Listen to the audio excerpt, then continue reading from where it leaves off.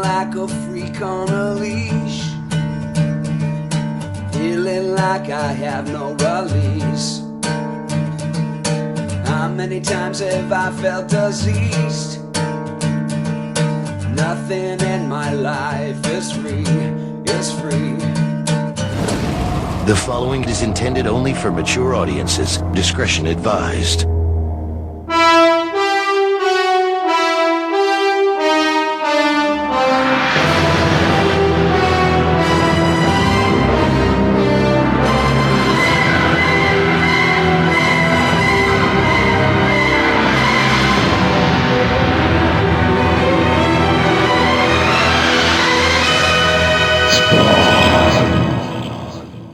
Okay, this is the last one. God bless. Like I told you, I want to burn through as many of these as I can so we don't have to worry about it for a while. Spawn number 37, released November 16, 1995. This was in the same month as Malibu began producing Terminator 2 comics. I'm sure I'm not alone in always associating the Terminator comics with either Now or Dark Horse, and forgetting that Malibu had the specifically Terminator 2 license and produced a number of books for that. You have X-Force number 50 out, which had a Rob Liefeld cover, which I think anticipates Liefeld doing less work for Image and more work for Marvel in the very near future. We've got Sensational Spider-Man number 0 with Dan Jurgens. I think one of the least interesting, least inspired runs of Spider-Man's history. Yeah, sorry, I'm especially you won't have listened to it, but Dan Jurgens had things accused against him in the Wildstar episode that's like, I always thought was another person, Mike Carlin specifically, and it's like to know that it was Dan Jurgens pulling a bunch of this fucking diva bullshit. I've never been a big fan of him, and I'm even less of a fan of him now, so I'm calling him out. Dark Stars number 38 came out this month. This was a book that was started by Travis Charest before he moved over to Image, and now it's a book that ceased to exist. More and more books get canceled as we're into the boom years at this point.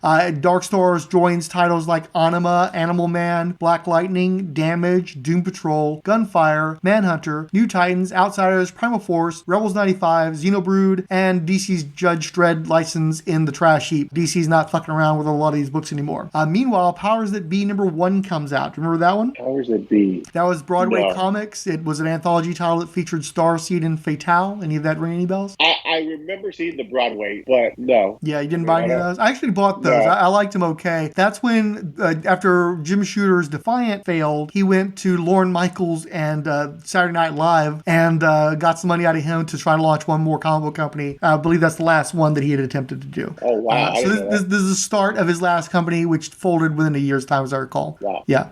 Okay. Scott Clark's Strike Force America number 1 and Tony Daniels' Elementals number 1 of 3 are released by Kamiko. This is inventory material. This is a deal where the guy who bought the rights to Kamiko's properties was cataloging material for a number of years. So these are guys who've made names for themselves, but they'd done early work that was not particularly good that they're releasing several years after the fact to try to capitalize on their names. But Kamiko's pretty much dead at this point anyway. I'm not even sure if they finished those miniseries despite having that material as inventory. You had the first issue of Ripclaw's ongoing series, which only ran for 6 issues. We also have the launch of the brand new ongoing Youngblood series, which will only last 10 issues total. The issue at hand, though, the Spawn issue, is The Freak. And once again, we've got writer Alan Moore coming back, I think, for his last single issue of Spawn, based on a plot, though, by Todd McFarlane, which Alan Moore having a plot dictated by Todd McFarlane. That's some fucked up shit. And then we've got art, as usual, by Greg Capullo, with special thanks to Kevin Conrad and Julia Simmons and Chance Wolfe, who is the preferred inker of Jim Valentino at this point in time. The issue is dedicated to Keith Giffen. Okay. Do you remember who the last issue was dedicated to? Ernie Hudson? Keith Giffen. I guess they forgot to find a new person to dedicate the issue to, so Keith Giffen has 2 issues dedicated to him in a row. And then do you recall the cover to this one? This one is the one with Freak, right? He's holding the knife. Yeah, doesn't that cover seem a little familiar to you? I mean, it's very evil Ernie. I was thinking something a little closer to home, maybe even related to somebody who's had a issue dedicated to them fairly recently. He's Given? I know Todd McFarlane's done a few iconic covers that have been swiped a bunch. What cover do you think has been swiped the most of all, except for maybe Spider-Man number 1? Maybe that Hulk cover where the Hulk is reflected in Wolverine's claws? Oh, Oh, okay. Yeah, now you starting to see it? Now I see it. Okay. So it's Capullo swiping Todd McFarlane, self-swiping, essentially. No, it's not swiping. It's, what is it? An Homage. Yeah. Homaging your boss. So a little bit of ass kissing. Remember that prostitute from a few issues back who had a tattoo of a lips on her tushy? Capullo's doing a little bit of that his own self right now. Great head bills to pay. I've done the majority of the synopsis recently. How much of the story do you remember? Do you think you can actually flip through this story right quick and tell me what happens? Because it's not a complicated story, especially by Alan Moore standards. It looks like it's just the origins of the Freak, which I didn't know the Freak even had his own comic. I don't remember reading this one. Does it look like something you'd ever want to read? Yeah. So do you want to wait and read it and do another time? Let's just do it another time. Actually, if Alan Moore wrote that, I want to read it. I'm not sure you do, but Alan Moore did script it, so we'll set that one aside. Well, that's what I want to see how that works out for Alan Moore. Where if he's scripting someone else's book, how does that work out for him? I'm almost curious. Okay, we'll hold off on it because he has a very distinctive he loves dialogue, and his dialogue is very well. Let me tell you, there's a whole lot of dialogue, so it's a little bit like Todd wrote it himself, given how much dialogue there is. And also, like Todd, there's a lot of dialogue that doesn't mean jack shit to the actual story. That's what I'm saying. That Todd was more like that. Where I kind of feel like this is Alan Moore homaging Todd McFarlane on the interiors, the way that Capullo did on the exteriors. Yeah. And by homage, I think it's almost like a discreet parody is what I think he's doing. I think that Alan Moore decided to write like Todd McFarlane, and of course he's Alan Moore, so he has a floor that Todd does not have, but it's very McFarlane-esque the way that Alan Moore decides to script the book. So I do want to read it now because I want to know if it's Alan Moore's style of writing with Todd's voice all involved in it. We'll see. Okay. To be continued. This one I'll definitely I want to be more interactive with this one. Okay. So I'll hold off on that one. I'm going to hit stop.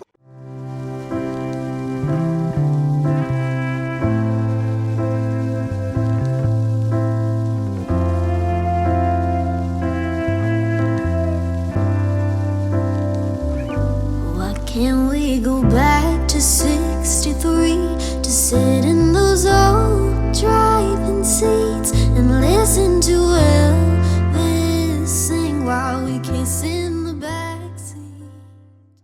I got a phone call from Steve. He and I had been working with Tundra, but Tundra was winding down. It was about to get sold to Kitchen Sink, and we could see the writing on the wall there. So we were looking for a new way to do our own comics outside of the large publishers of DC and Marvel, who we'd been having a lot of problems with in the previous 10 years. What's interesting, I think, about that time period is what was going on in the market. We were coming to the end of a really amazing decade of comics in America, the 1980s, where the distribution network had flowered and the number of comic book stores had, mushroomed all around the country, so that comics were selling better and better, and they'd freed themselves from the comics code, which had limited what could be in comic. And it's kind of like a golden age, I think, of comics in America as the 80s. And just a lot of great stuff came out, and a lot of stuff that ended up shaping culture, like Watchmen and From Hell, and Swamp Thing especially. Yeah. Swamp Thing was the one that really broke open DC Comic from their moribund, hidebound ways. But what was happening was that the market was exploding too fast. It was bubbling up. It had become like a crazy collector's market where people were paying insane prices for comics that weren't worth anything. And so it was the beginning of people putting out endless number ones just for the collector market. People were speculating on large boxes of comics before they were even printed. A lot of comics never got on the stand, so they just sat in boxes because these boxes were being bought and sold by shadowy dealers somewhere. A lot of it didn't make any sense at all. But at the same time, the Image guys had really hit a home run out of the park by launching their imprint at the time they did. They were all refugees from Marvel. They were like a lot of the top Marvel artists, and they decided to put their own company together, and it was just at the right timing. In the beginning, they used a lot of the rhetoric that my generation had used about creator rights, and it looked to us like, yeah, these guys, they're standing up for creators, and they're stepping away from the big paychecks at Marvel, and they're doing it themselves. So it looked like a really, really good thing for us. We didn't understand at the time how precarious the business was, but it was getting ready to explode in a very bad way right while we were doing 1963. That landscape, that business landscape, helped shape and define what happened with 1963 and why the annual didn't happen and why 1963 did not carry on. That was one of the big reasons.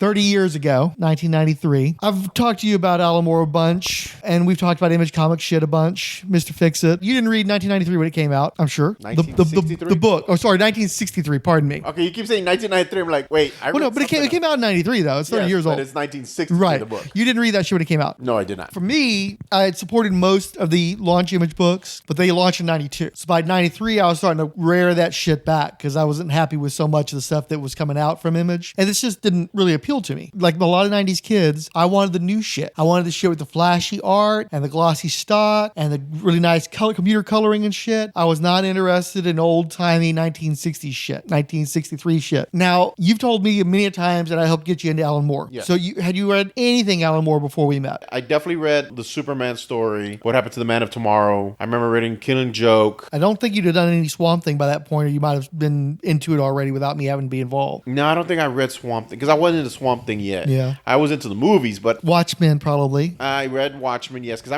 remember the individual issues of Watchmen being at like going to conventions, and that and Dark Knight Returns, like those being the big sellers at the conventions. But up to that point, no, I mean I didn't follow him per se. But you had exposure to his work. Some of it, he yeah, just but- wasn't a draw for Well, you. no, I hadn't gotten to that level yet where I was more interested in the writer than the artist. I was still at the artist level where, ooh, pretty pictures, me like. I hadn't really realized, no, the words were so much more important, like that told the actual story. So no, I hadn't gotten into them yet, but I had, some slight taste of that style of writing, that deconstruction of comic book character stuff, yeah. Yeah. And then Mac, you were collecting by 1993, as I recall. Yeah. But you didn't really have any interest in Image Comics at all, right? No. No. And do you recall if you'd read any Alan Moore stuff at that point? No. And I'm sure, because I'm looking on your bookshelf, you got Watchmen on your bookshelf, so you've read that at least. Yeah. But is there anything else? Nope, just not. Do you have based on the book, do you have an opinion of Alan Moore, or is he just a guy to you? He's I respect his reputation. He never wrote any of your guys, though. No. Yeah. So just some of that. Sorry. No, true. So one of the things with this book is they did, I don't know if it was Hero Illustrated or Wizard or what, but they did a bunch of ash cans. I think almost every issue of the series had some kind of ash can. And some of them were the chase ones where it was just a single color cardstock cover, but other ones they did where they were fancier, maybe they put some foil or some shit like that. And they would put it in places like Hero Illustrated with like a little 5-page preview or something, just the way to help promote it. And I'd read that and it just would completely turn me off. I had no interest in this stuff. After the bust, these things would be lining the quarter bits. It would have been super easy for me to pick it up and read them. I might have read one here or there. Didn't grab me. It wasn't my thing. Give you a little bit of backstory right quick. So Alan Moore had done Watchmen and Killing Joke and all the DC stuff, and he'd made his bones and everything. But he had a falling out with Marvel way back over Miracle Man and them threatening to sue Eclipse Comics. Time out. I read Killing Joke. Okay,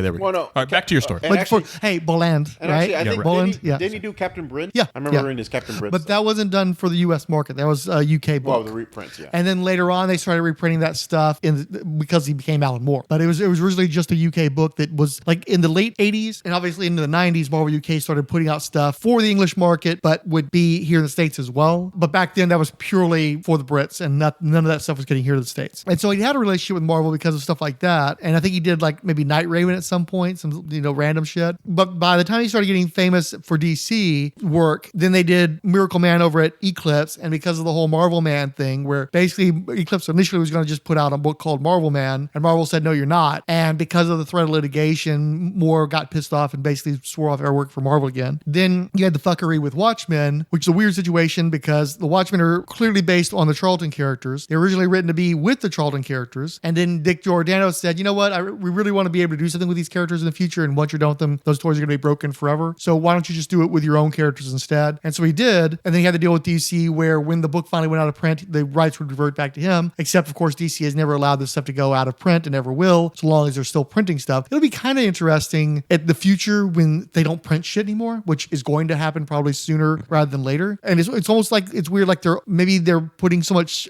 Watchmen stuff into their line now because if that stuff stays in print, maybe they keep the Watchmen. So if you're maybe that's as long as something related to Watchmen is being as long printed. as Dr. Manhattan is somewhere in the DC universe, they still right. Doomsday Clock, or some shit like that, or that stupid fucking Flashpoint Batman miniseries is out right now, where they're going into stuff from Doomsday Clock, where they're bringing back Dr. Manhattan, but he's gonna be called the Watchman, and it's like the son of Dr. Manhattan. What the fuck? And just and you got Nostalgia, who's this character that was like inspired by Adrian Veidt, and his stuff that he set up in Doomsday Clock. Yeah, never read Doomsday Clock.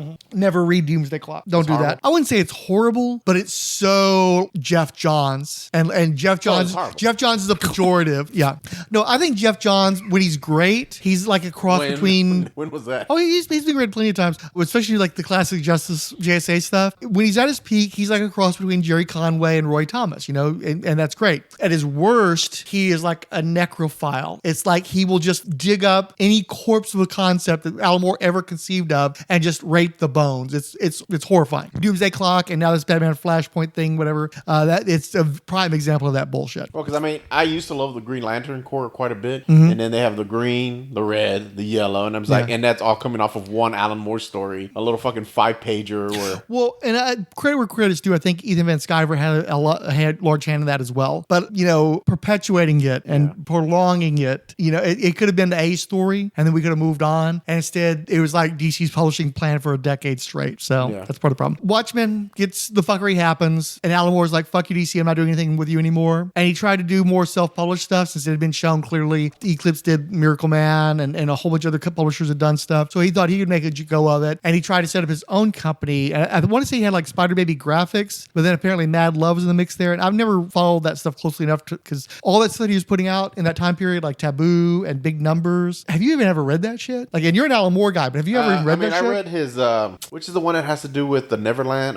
Lost Girls? Lost Girls. I remember reading Lost Girls. Well, that was serialized in Taboo, I think. Okay. Just like, and then From Hell was definitely serialized in Taboo. I've read From Hell. He's done some other stuff. I mean, I can't recall it off the top of my head right now, but I remember reading other stuff of his that was just sure. Like, but I'm just saying, like, that shit that he was doing, there was his own publishing stuff, and you're a connoisseur, and you still haven't read that shit. Yeah. And a lot of it never got finished. I actually read his Crossed trade that he did. Mm-hmm. Yeah, the Cross Plus 100 because he got expired. But fucking phenomenal. Sure, but that was Avatar Press. Yes. So he was working with a publisher. So, but I do follow his writing, but you're right. There's some stuff he's done that I just never read or I wasn't drawn to it. I think we could honestly call those the wilderness years of Alan Moore. Okay. And so in the time period when I had enough money to be buying stuff and I was having an order catalog, that shit just went right past me. If it was still being published at the time where I was having access to like advanced comics or previews, I just didn't even notice it was there. Or it was already in progress and I was like, I'm not going to buy Taboo number 4 or whatever the fuck, right? So for me, like I had read Killing Joke. I had not by 1993 read Watchmen. That was a year later. And so I knew more by reputation, but I'd hardly read anything. And he hadn't done anything in several years. And so all he had to me was that reputation. And then this is being solicited. It's like, what the fuck is that? And I can't talk about Image as a publisher because my experience with Image was not as a publisher. It was Jim Valentino as a publisher. Jim Valentino was the one that reached out to me first through Larry Marder. A number of us had become quite close friends, we thought, and we were close friends at that time with Larry Marder, creator of Bean World. Larry is best known in comics for writing and drawing Bean World, but in the comics industry at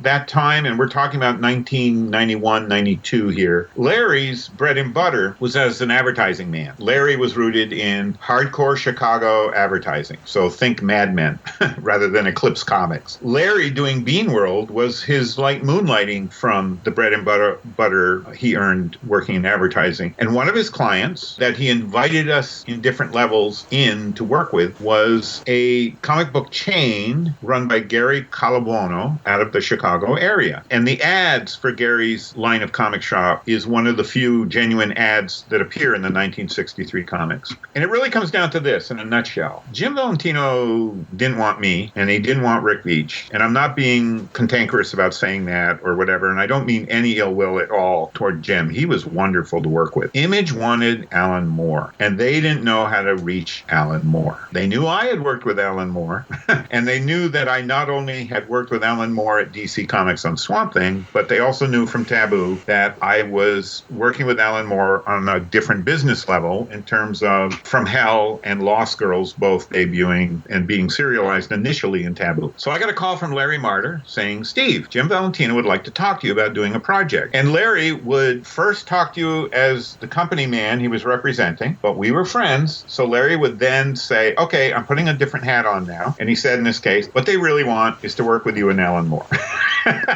And I knew what that meant. Alan was the big fish. I'm not even a fish. I'm the crayfish. But that's fine. I knew some things that Larry Martyr and Jim Valentino at that time didn't know. And one of them was that all of us, Alan, Rick Veitch, myself, were sort of reeling from the implosion that was happening with Tundra. And for Alan Moore, it was compounded further by the implosion of Big Numbers, which was a project that Alan really believed in and had even put his own money into by launching Mad Love as a publishing imprint. Some of that was subsidized by Dave Sim, but a lot of it was the money Alan had been earning from Watchmen and all the, amazing work he had done for other comic publishers. And he lost a fortune on Big Numbers. What I knew when Larry called was we all needed a project to work on to get ourselves back up on our feet. Taboo was imploding because Tundra was imploding. I pulled the plug on Taboo before Tundra collapsed because I read the tea leaves and could see this is doomed. What I really wanted to do was this crazy dinosaur comic. I didn't have the means to do it. I didn't have the money. We were really in the hole from all the Taboo years. So tell me about this. You're a Swamp Thing guy. What can you tell me about Steve Bissette? Very distinctive art stuff. Like, what material have you been exposed to outside of Swamp Thing by Bissette? Did he do some Trailblazer? Or Hellblazer? Trailblazer. I mean, he drew some of the Swamp Thing appearances of John The Constantine. Portland Hellblazers. But I don't think he did. I don't think he did the solo series at all. No, I think he was done by then. Then that's it. I can't think of anything else of his. Up to this time period, had you read anything by Rick Veitch? I read his JLA, his what is it? Brat Pack. Brat Pack, okay. And you'd read that before, contemporaneous to this? Okay. I read Brat Pack. I read because I remember that too. My brother and I had read Immortal, that. Yeah. Or what was it? Max Immortal. Max Immortal. Okay. Those were the only two. Oh, and the one that the cover looks like a Tide box. Oh, the one. The one. Epic Comics. Yeah. Yes. Okay. Those are about the only three things I can think of. So you would have been exposed to in that time period. Yeah. Well, my uncle, who kind of introduced me to the more adult side of comics. I remember going to my uncle and his wife would not allow him to have comics in the house because she thought they were just kiddie. Mm-hmm. So he had a porch and he actually had a metal cabinet and he would put his comics in the metal cabinet and seal it and then put a plastic tarp over it because sometimes if it rained hard enough, the rain could seep in through the little, like giant screens along the walls, but they were really thick screens. So sometimes if it rained super hard, like you would see a little bit of moisture come through. And I remember going to his house and I remember him giving me my first copy of Infinity Gauntlet #1 and showing me like the artwork and explaining George Perez and then showing me some other, like he's the one that I told you gave me the Adam Warlock book. And so, by the way, I got my comic shipment today and I got that big DC poster book of George Perez artwork. So I didn't take the time to crack it open yet, but I'm looking forward to seeing that. Unfortunately, it's not career spanning, it's just DC stuff. It would be great. I love if Marvel would do that and give us like another shot at the Virgin poster of the cover of Infinity Gauntlet #1. That'd be something I could see frame on the wall. Like he showing me that stuff. He's the one that got me to read like The Crow, Faust. Okay. I remember reading Faust. He gave me a copy of Faust. We got to talk about Faust one of these days, especially in context of Spawn. Yeah. He gave me Faust. Of course, some heavy metals because he knew I liked heavy metals. But part of it was the Rick Veitch stuff. Yes, but that's and did any of that stuff resonate with you beyond? I know Brat Pack. Brat Pack's one we've been meaning to talk about. Brat Pack was fantastic. But what about the other ones? Max Immortal, I really didn't stick to I want to say Max Immortal was later too. I want to say that might have been after. No, I mean because Max Immortal appears in 1963, so I know that had to be at least in the works, but it wouldn't have been a lot earlier than. Where Brat Pack, I remember, was several years earlier because I was reading that. Not only was it well before I read Watchmen. My brother was buying Brat Pack, if I remember correctly. Okay, because honestly, one was way earlier. One was like 86. That was 86, 87, somewhere in there. Because my brother picked that one up too. Because I remember reading the one and thinking, and I did not understand the one at really stuck to me. Like that really, especially the covers, dude. Oh yeah, those are great covers. But like, especially when the Dr. Blasphemy has got the Robin stand in, he's opening the trunks to see there he has no prick. You know. Well, no, the one I'm thinking about is the one where he's shaving his legs. So right. Yeah. I remember thinking like that's so fucked. But that was my introduction to like, oh shit, like you can write fucked up stories about characters. That but remember, we're gonna do a Brat Pack one eventually. Okay. So save it for that podcast. But did you actually understand the one? I tried to read the one back in the day, and I didn't get it at all. Honestly, I'd have to try to reread it now. And I bought a pack. I think Bedrock City sold it to me as a set of 6 in a little like cheapy pack, or cheapy for Bedrock anyway. Yeah. But I still haven't gotten around to reading it yet. I couldn't tell you I understood it back then or not. I just remember reading it, and there was a lot of like heavy concepts in it. But my brain at the time was still, I was very much Marvel guy, so it was a little outside of my wheelhouse, but it was still entertaining enough that I remember it. My first exposure, I don't know if you guys remember Jimco at all. You definitely probably only wouldn't. From what you've talked about on mini podcasts over the years. Right. Jimco was kind of like the like a Kmart / Walmart kind of thing in its day, and they would have some remandered magazines and books and stuff. Wait, this place was called Jimco? Jimco, yeah, and I can tell you exactly where it was too. Listen to a single fucking podcast. The main one I bring that up on is Comic Reader Resume, and I know he doesn't listen listen to that one. You know the flea market off of 45 and I think Edgebrook or in that general area? I think it was the first flea market I ever saw a tattoo parlor in. Yes, I know what you're talking about. Yeah, that's where Jimco used to be. Oh, okay. Because I think that is the Jimco building, and they renovated it and eventually became a flea market. I think it was a whole How other do you business. renovate to a flea market? Right. You know, well, see, I think that it became like a carcass. You know, the maggots grow. Well, you gotta understand, Jimco was in the 70s, so and this is so they had to do something in that time frame, or it would have just collapsed by now. But I want to say they had something else there, like maybe an academy at some point, and then eventually became a flea market. So anyway, so that Jimco had a copy of the heavy metal movie adaptation of 1941. December 1941, the California coast. The Japanese had just bombed Pearl Harbor. A nation's heroes were on the alert. Look, you guys, a Jap sub! The dummy's right.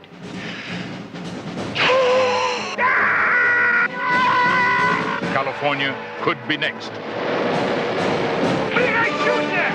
I don't know! This is war. Oh, God. A country's honor was at stake. The lives of millions would be protected by a brave few. This is their story. Excuse us, ma'am. From the director of Jaws and Close Encounters of the Third Kind. The most explosive comedy spectacular ever filmed. What the hell do you people think you're doing? Dan Aykroyd, Ned Beatty, John Belushi, Lorraine Garrett, Murray Hamilton, Christopher Lee, Tim Matheson, Toshiro Mifune, Warren Oates, Robert Stack, Treat Williams. I can assure you, there will be no bombs dropped here.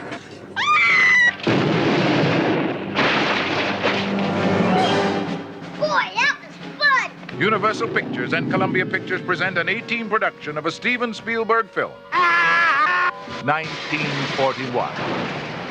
Sayonara, sucker! Rick Veitch and Steve Bissette, they were friends from the Kubert School. They were in the same class and they got tight and they did a lot of projects together specifically for heavy metal. And one of the things they did was a Steven Spielberg movie, probably realizing early on that it was a piece of shit. I mean, I liked it okay when I saw it on cable back in the day, but I don't think 1941, the one with Jim Belushi and Dan Aykroyd and a lot of SNL guys. I think some of the SCTV guys too were in that too, weren't they? Maybe. Anyway, I haven't seen it. It's been we again saw it on cable. I just remember the Ferris wheel rolling down here. Oh, Eddie Dees and the fucking crazy pilot. With the little squeaky doll that he puts in his jacket. Mm-hmm. Dan Aykroyd was in that, right? Yeah, I wanted to say was he in the family that had the gun, the anti-tank, or anti-plane? Maybe. No, that was Ned Beatty, wasn't it? Ned Beatty was in that sequence. The scene I don't know why in that movie, the scene that I remember is the general going to an empty theater to watch Dumbo. Oh, sure. I remember that. Sure. And I remember thinking that's so fucking weird. But right. Watching the whole movie's... the whole movie's fucking weird. Mm-hmm. Can I pause for 1 second? What the fuck is this podcast about? It's 1963. Well, right now we're talking about 1941, the prequel to 1963. I think you're talking about the fucking 80s, right? Right. We are talking about the 80s. Hey, you remember the 80s? So anyway, Veitch and Bissette were working together on that project. And I think because they figured he was a piece of shit, they just went fucking nuts and just did all kinds of tits and ass and basically turned it into a Mad Magazine tribute and just went crazy. They adapted the story in broad strokes, but they just kind of went nuts with it. And for me, it was one of the most vulgar things I'd ever seen up to that point. They had titties and boobies and all that kind of good shit. So that, I was like, wow. You never got a copy of Two Hot Girls on a Hot Night. This predates that, actually. Really? No, this would have been like 82, I want to say. Okay. 82, 83, maybe. Oh, heavy metal. Yeah, heavy metal, right. But again, it was a standalone edition. And so, of course, they went on to work on Swamp Thing. I think it was a situation where Bissette got hired and then Veitch did stuff with it. And eventually Veitch was Alan Moore's successor, which at the time he and Alan Moore joked about it being a suicide pact that he was in to continue Swamp Thing after Alan Moore had left. He was also kind of a mad genius, and he has a reputation inspiration from things like Brat Pack, major deconstructionist. So I would say that if you ran out of Alan Moore stuff, that's when you went to Rick Veitch. You didn't necessarily like, you got guys like Grant Morrison and Neil Gaiman where they're like in competition with Alan Moore, where I would say Veitch is probably the guy you get when you've like gone through the other guy's shit and then you're like, okay, what's like that, but maybe not as big of a breakthrough, not as mainstream a hit. You go to Rick Veitch. And of course, they'd done a lot of horror stuff. They'd had some collections at Eclipse,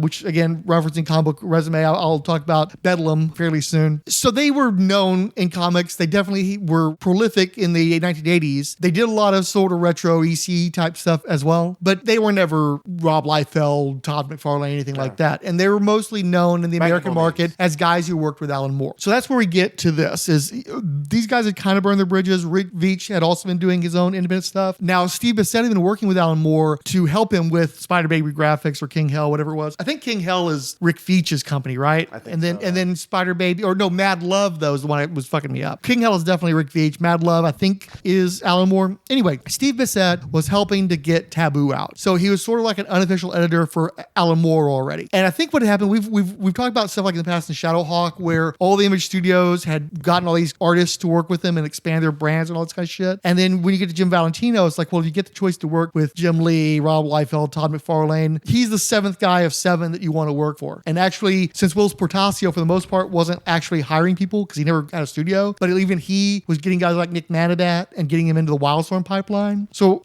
Valentino and Shadowline was sort of like the seventh choice. And he was never getting anything, like he never got any of the top guys, like no big names. Like he couldn't get Mark Texeira because Wildstorm gave him a better deal, and that's why he went off and did Union. And I don't know this for a fact. I'm just assuming. If you're Jim Valentino and you're trying to expand your line and you are the fifth hungry hippo on the board, you got to think outside the box. And it's like, well, Alan Moore's out there, right? And he's an independent guy. So it's like, well, if I can't get the hot artist, why don't I try to get the hot writer, or at least the super respected one? But of course, Alan Moore's off in fucking England. The guy doesn't even have a phone more often than not, it seemed like, at some points of time. So nobody knew how to get a hold of Alan Moore. First, I called Rick Veitch before I called Alan. I said, Rick, I just got this phone call from Larry Martyr. Are you interested in having anything to do with this? And Rick was like, if you can put it together, Steve, and if it looks like it's going to work, let's do it. And then I called Alan. Alan was overworked at this time. Fans and readers have these fantasies about the people that make the comics and write the books and make the movies and TV shows that we love. We all think they're rich and successful. They're not,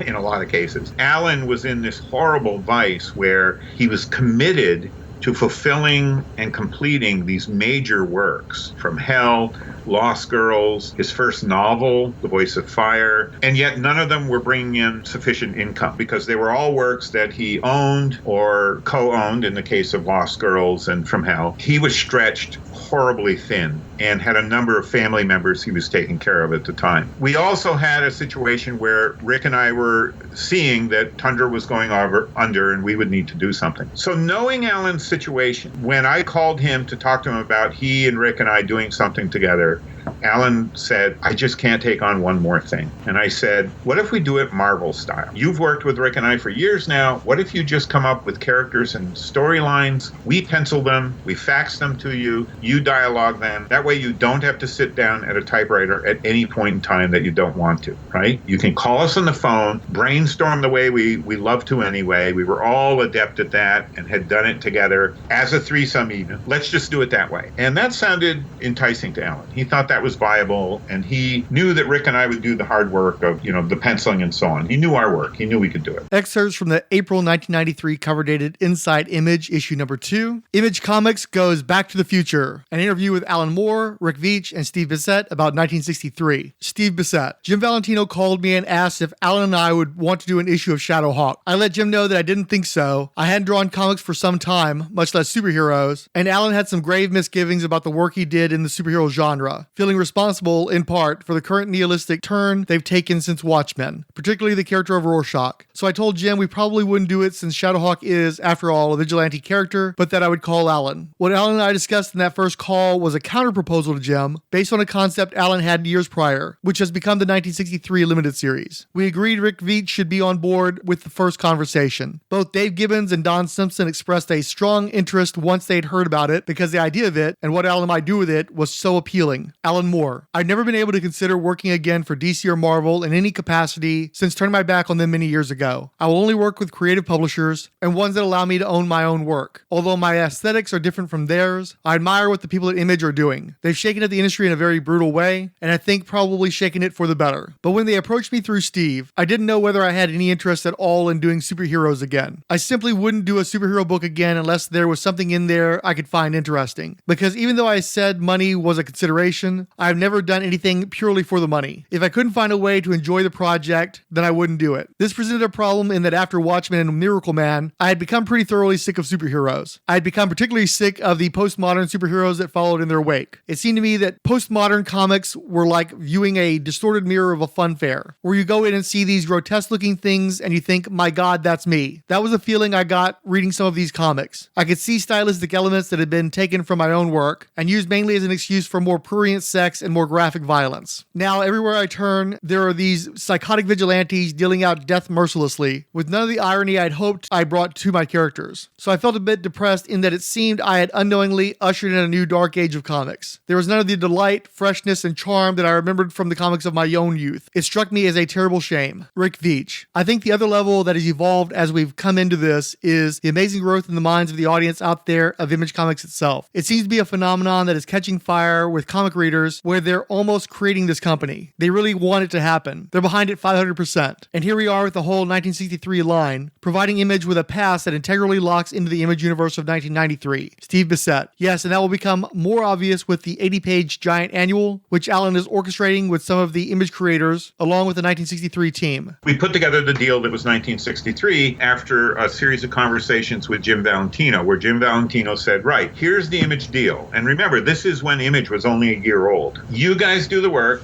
There's no money up front, but you get 80% of the back end. Whatever the book earns, you guys get 80%. And you tell us how you want it split up between you. Well, that almost worked. Rick and I were pragmatic enough that we knew, well, we got to get some kind of a page rate, even if it's a nominal page rate. What I did is I was a shareholder in a video superstore in Brattleboro, Vermont that was called First Run Video. It was the first video superstore in southern Vermont. How about if I become your promotional manager and I come into the office on Fridays and I get a weekly paycheck for that day? And it wasn't much of a paycheck, but it meant there was always going to be a paycheck every week. And then we negotiated with Jim Valentino a nominal page rate so that a little bit of money, and I'm talking about like $50 a page, not much more than that, would be paid for every pencil page and finished script page. So there was a little bit of money coming in for Alan, a little bit of money justifying Rick Veitch and I getting together. And Rick went the extra mile. Rick said, okay, Bissette, I know your shitty work habits. He had a friend who had a cabin that was geographically almost exactly between where I lived and where Rick lived. And we would meet there 5 days a week and pencil. That would be our work studio. And that's how we got the project done. Alan would phone us up. We would brainstorm stories, or Alan would call up with a complete story. We would use fax machines between us. There was no internet at this time, to design the characters and so on. And it was a pretty free-form process. And out of that, I ended up doing 3 stories, 3 characters, the Fury, Endman, and the Hypernaut. And Rick ended up doing much more than that because he was better with deadlines, quicker on the draw. And at a certain point in time, the Fury was supposed to be the first issue, but Alan decided Mystery Incorporated should be first and called me up and said, is it okay if Mystery Incorporated goes first? Now, bear in mind, I knew the minute I said yes, I was losing money because issue number 1s always sell better. But I didn't care. Rick and Alan were partners, and if that's how it had to go, that's the way it was going to go. And we also reached out to other people we had either worked with or wanted to work with. We invited Dave Gibbons in, John Totleben, Don Simpson. I reached out to Chester Brown because I love Chester's work, and I had met Chester at a couple of events up in Canada. I thought, wouldn't it be fun to pencil something Chester Brown inked? The whole concept was Alan's completely. Steve and I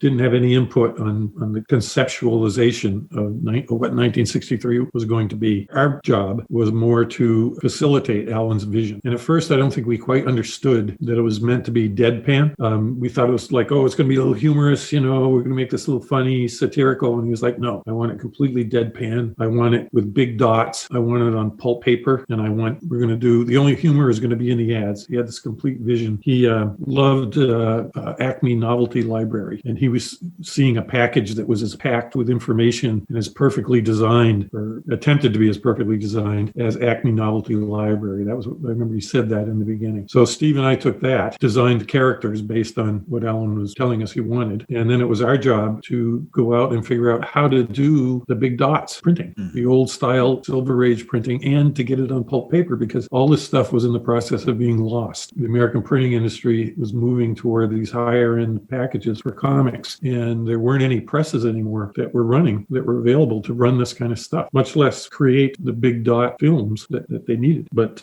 Jim Valentino put us in touch with the printers and Murphy Anderson. Murphy Anderson is a Silver Age artist who also ran a production company out of Connecticut, and they still had the ability to make the big dot color film, basically by cutting in Ruby Lift, with these teams of people. The printer was able to find a press that they were able to rehab, and they were able to find the right pulp paper, which had the right smell and the right feel, because 1963 is a tactile experience as well as a reading experience. It's meant to open up the gates of nostalgia to all us old aging baby boomers who had our noses in comics when we were kids. And that was Steve and I. We were able to pull all that together. Solicitation copy from 1963, number 1, Mystery Incorporated, not to be confused with the Scooby-Doo gang. Once upon a time, heroes were heroes, facing the unknown with dignity and intelligence as well as strength. Perhaps you remember those glorious days of yesteryear, when comics were filled with a genuine sense of mystery and adventure. 4-color fantasies that could take you on breathtaking journeys to fantastic worlds of wonder and imagination with every turn of the page. Those heroes, those days have returned. Image Comics invites you to turn the page to 1963. This all-new, all-vintage superhero series for all ages launches with Mystery Incorporated from Alan Moore, Rick Veitch, and Dave Gibbons. Meet Crystal Man, The Planet, Neon Queen, and Kid Dynamo, along with the multifarious Maybe Machine, as Mystery Incorporated introduces the 1963 universe with a bang. Now, Mr. Fix-It, you read Mystery Incorporated number 1. Correct. Or it should actually be, it's 1963 book 1, but it's pretending like it's Mystery Incorporated. Yeah. Now, well, do you need it? You just read the thing. I thought the Mac was maybe going to flip through it or something. Super short version. What happens? Who are these? Fantastic Four. Yes, the Fantastic Four, and basically what happens ballpark in the book. I could tell you, dude. It was so fucking weird. And you just read it last night. Yeah. They're practice fighting the Planet Head guy, which I thought was the bad guy, and I guess he's supposed to be like the Thing. Yeah, the Planet is the Thing. And then the girl that turns into like the steam or some kind of gas is, I'm assuming, Invisible Girl. Sure. The guy that shoots like laser beams, I'm assuming, is Johnny. Sure.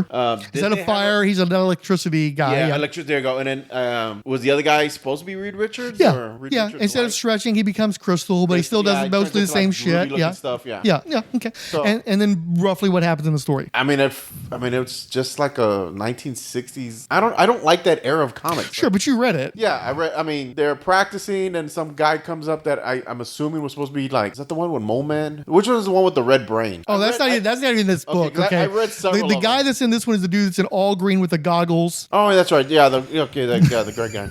Yeah. So the villain of the story is a guy who seems to be moving backwards, and when the gas girl tries to, and her name's not Gas Girl, I don't remember what it is. It's like, neon chick. I don't know what the fuck. They kind of talk down to her, which is Which I thought was really strange. They literally try to recreate a Marvel comic book from the early 60s. So they have like bullpen bulletins and Stan's soapbox, but it's Amiable Al instead. And it's funny because they do this whole thing where they're trying to talk about how progressive Al is. They're going to actually have like a character in the background who's colored gray, and if you buy more Marvel comics, then maybe we'll be able to solve prejudice, because our comics are going to have people with gray skin in it a little bit in the background. So one of the things they also did is they had a letters column, a fake letters column, and a bunch of the kids were writing in telling them to get rid of the chick. She sucks, get rid of the girl, why don't you get Nth Man in the book, that kind of bullshit. I kind of like the Planet guy look. Yeah, that big cartoonish head with the sunken eyes looks kind of cool. Weird eyes, very skeletal. Yeah. And see, that one was drawn by Rick Veitch, right? If I remember correctly. Yeah. And then it was inked by Dave Gibbons. Dave Gibbons' artwork is very apparent there. Like that's an assimilation there with him inking it very clearly. But I do think that the Planet is so cartoonish looking that's probably the most Veitchian thing in the story. It's really very Dave Gibbons. Now, Mac, what experience do you have with Dave Gibbons outside of Watchmen? I don't know. You tell me. I'm asking you. No, you tell me.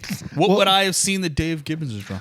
I know the name, but I don't know if... Watchmen. Yeah. I mean, okay, what do you think about his art? It's very Silver Agey. Very Silver Silver Agey, right? Does that make sense? Yeah. Well, it's like, when we did the Wildstorm episode, you felt bad about dogging on Jerry Ordway so much, but you still were basically saying that he's sort of like default, basic kind of comic book artwork. So right? if there was an kids Google what an encyclopedia is, or there was a wiki page of Silver Agey. If Silver Agey was on Wikipedia, Dave Gibbons would be listed along with Jerry Ordway and Dan Jurgens. Well, wouldn't you say that Jerry Ordway is more Bronze Age though, like basic maybe Bronze he's a little Age? more Bronze.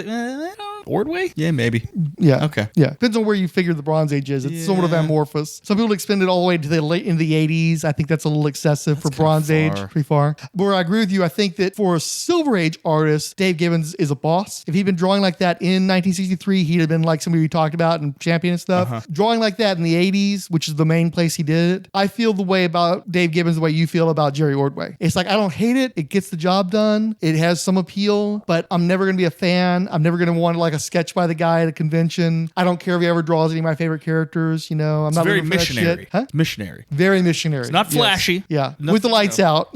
And covers. There you go. Yeah. Now, the one thing I do like, the back cover of that #1, you'll see that it's shamed by you English. And you read the whole thing is about a guy telling you how to write better, and he writes terribly. But what I like is in the photograph, you'll notice that his finger is going through the hole of the glasses. Why not just that? Do you know where you're mailing it to? 1313 Mockingbird Lane. Yes, the Munsters. Yeah, exactly. As soon as I saw it, I was like, okay, that's cute. Well, that's Alan. One of his things of study is hyperphysics. And that's one of the great things I would learn from him on the phone is he would read these scientific journals, like how quantum works and how multiple dimensions work and all that kind of stuff. And he'd explain it to me so I could understand it. And that's what he was bringing into 1963, figuring that Crystal Man, being the sort of Reed Richards big brain kind of guy, would know this stuff, even in 1963. Well, I grew up on Marvel.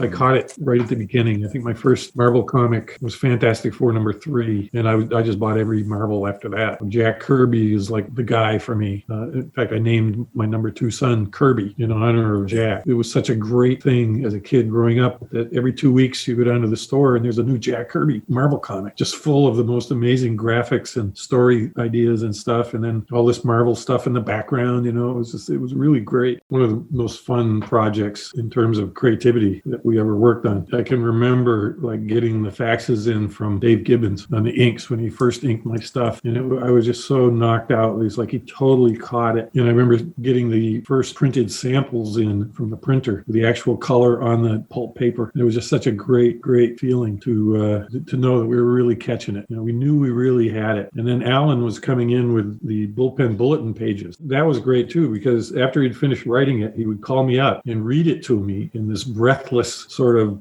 voice that I'd never heard before. But once I heard it, I knew that's exactly what Stan Lee was writing, back in the day. And so that was really marvelous. That creative part of it was just great, especially in the first 2 or 3 months before the business part of it hit. Solicitation copy from 1963, #2, No One Escapes the Fury. Wake up, America. The mysterious Cargo X has arrived at the New York City docks. And only the Fury can save us when he pits his uncanny athletic prowess, flying discs, and mortal wits against the incredible menace it unleashes. In this fabulous first issue, the fearless Fury faces the strange and terrifying villain, the Void, and his destructive floating arsenal of futuristic weaponry. It's cover-to-cover action in the inimitable 1963 style. So you told me you also read 1963 book 2, No One Escapes the Fury. That's the Spider-Man one, right? Right. Yeah, that was, this was when I finally was like, Frank's fucking with me, because there's two That's things. when it broke you? Yeah, either this book's going to get really fucking weird and cool, or he's going to tell me like Alan Moore was smoking like crack or, some weird drug the English do. Curiously enough, you're not entirely off on that. May I interject assumption. real quick? I've never seen these comic books in my life. You've never seen any of this 1963 books? No, man, I don't remember seeing any of this I stuff.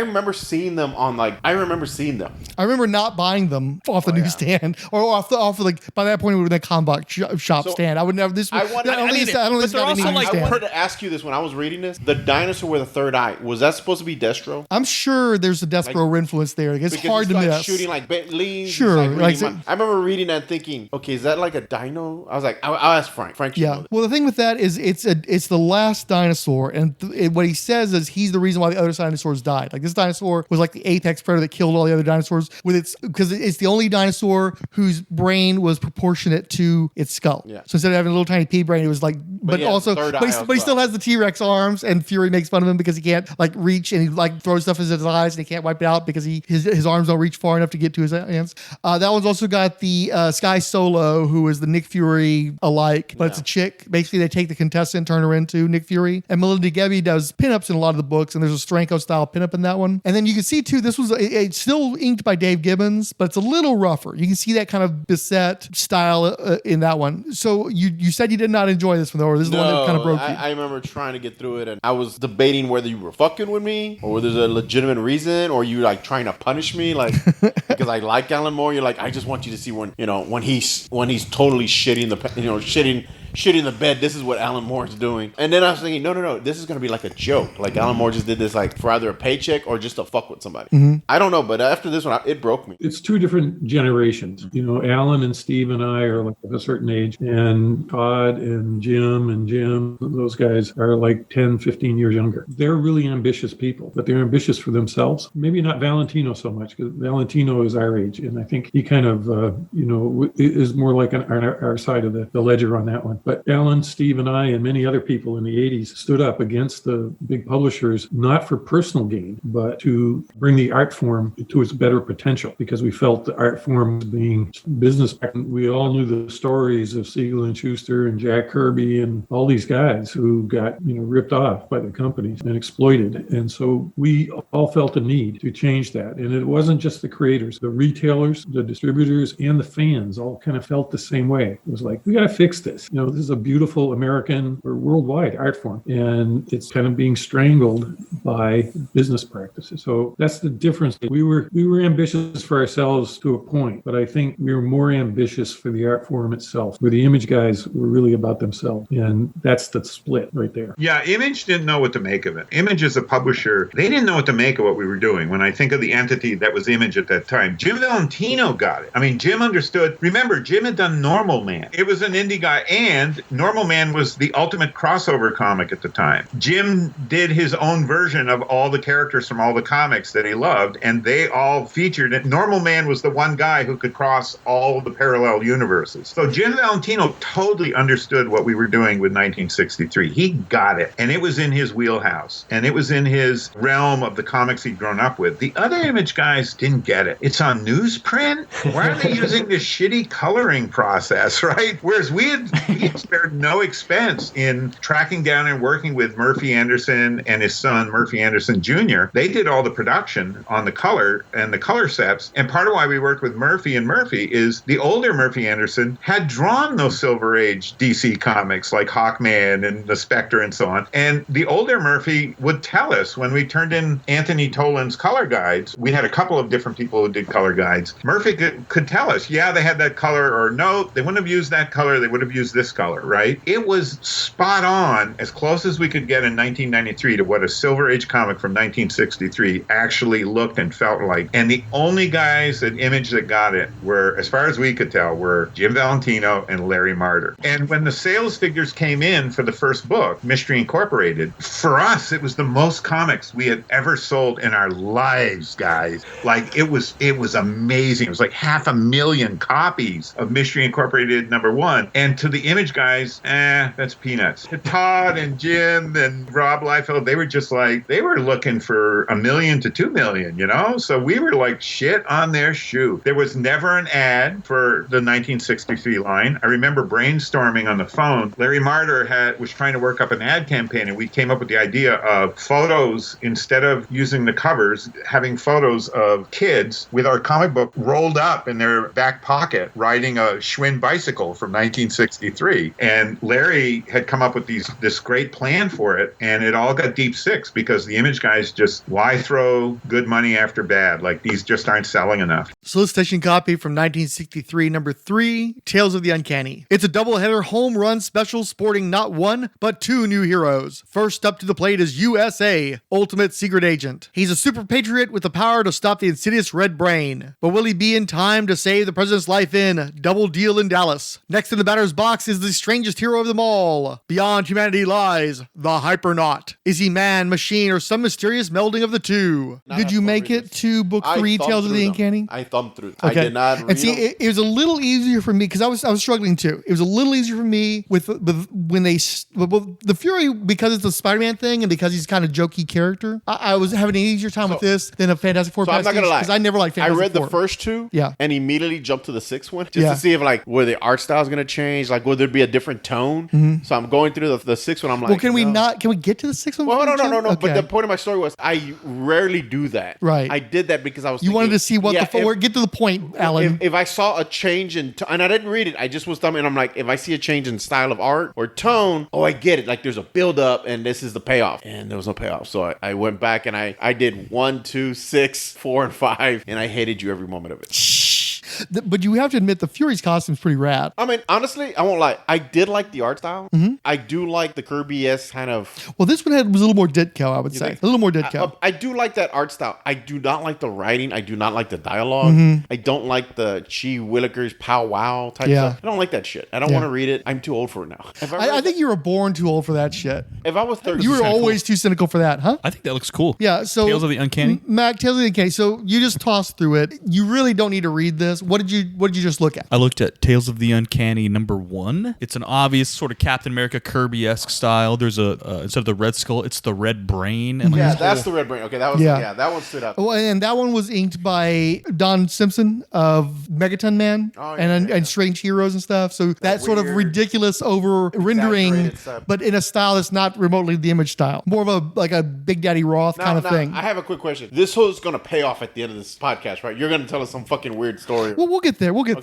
I need. By the way, you being a fan of Eros, did you ever read Forbidden Frankenstein? Because that was a Don Simpson did some porn. Was that the one that had vampires in it too? Probably. I never read it myself. I remember tossing through it. I just remember I might have read one issue. I remember a lot of like Simon Bisley level over rendering of cop in that book is the main thing I remember about that one. I might have read and he did like meaty women, and I thought that you might have probably appreciate that. I might have, because like I said, for me, my Eros is like 2 hot girls. Sure. I figured you probably like Young Witches. I remember seeing Young Witches. I don't think I've ever. They had those really like voluptuous lips and stuff. Like, yeah. You're getting way too excited, man. No, the Frankenstein one, that sounds familiar, and I might have flipped through an issue, but I don't remember like collecting them. Fantagraphs created a series called Anything Goes, and it was just a fundraiser. You couldn't go on Kickstarter and get a legal defense fund going.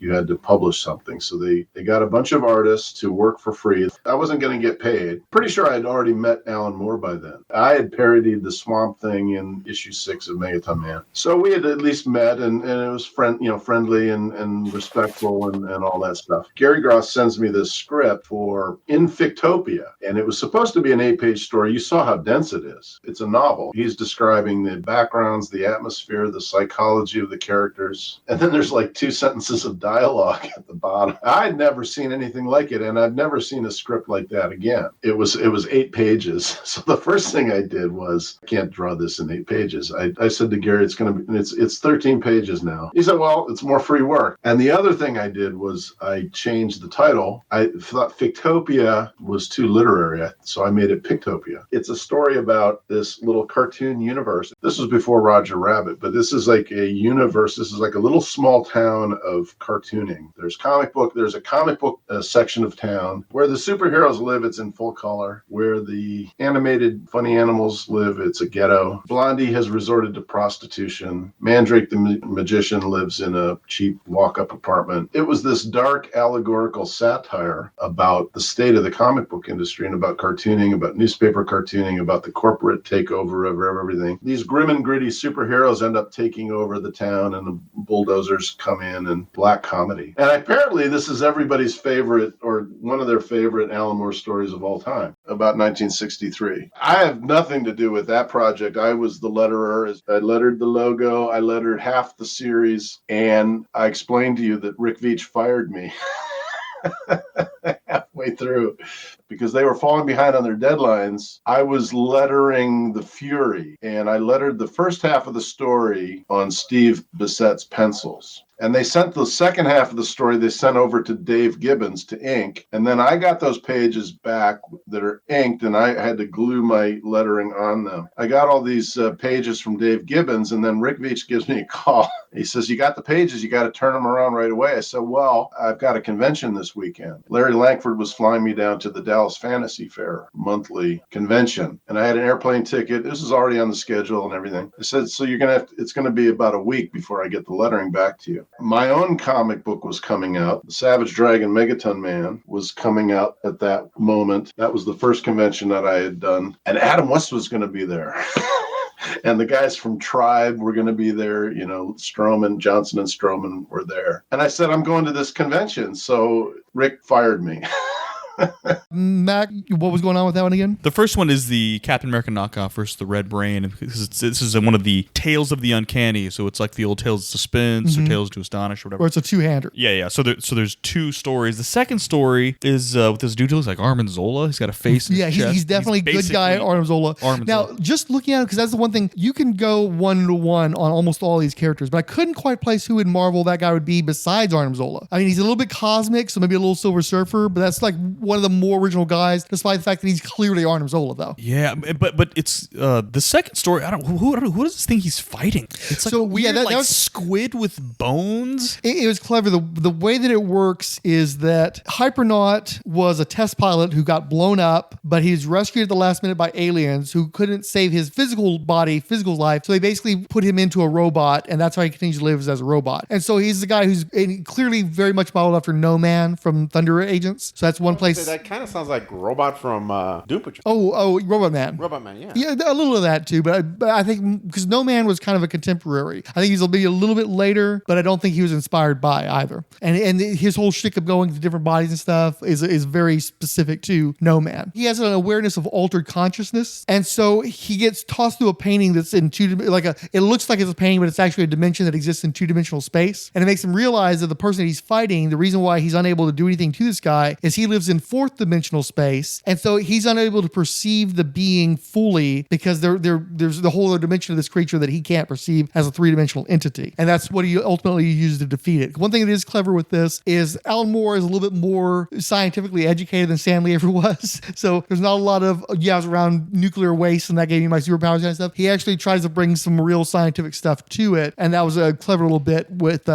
more of a sci-fi than the fantasy stuff that Stan Lee did. You'll also notice the art style, and that's a little different too. That one is inked by Chester Brown, better known for a lot of independent stuff like Yummy Fur. Paying For It is a more recent graphic novel that got a lot of attention that he did, but definitely a different art style too that has a sort of a more delicate line, and so it stands apart from a lot of the other 1963 stuff while still being of a piece with it. Anyway, I thought it looked really. I thought both stories looked pretty cool. I wouldn't mind. Yeah, I definitely enjoyed them more because they were a little shorter, and so you got to the clever bits quicker and changed things up. So I appreciated that. Every issue, we watched it with the sales. Every single issue lost 100,000 in sales. It was the most I ever earned in my life, all my life combined. We shared equal partners with everybody that was part of the book. So being able to cut a check to Chester Brown that was more than he'd ever seen for his inking, the Hypernaut story, was very gratifying. Well, they were all our friends, and we wanted to take care of them all. We saw that we were going to make some money, and we wanted to bring our friends in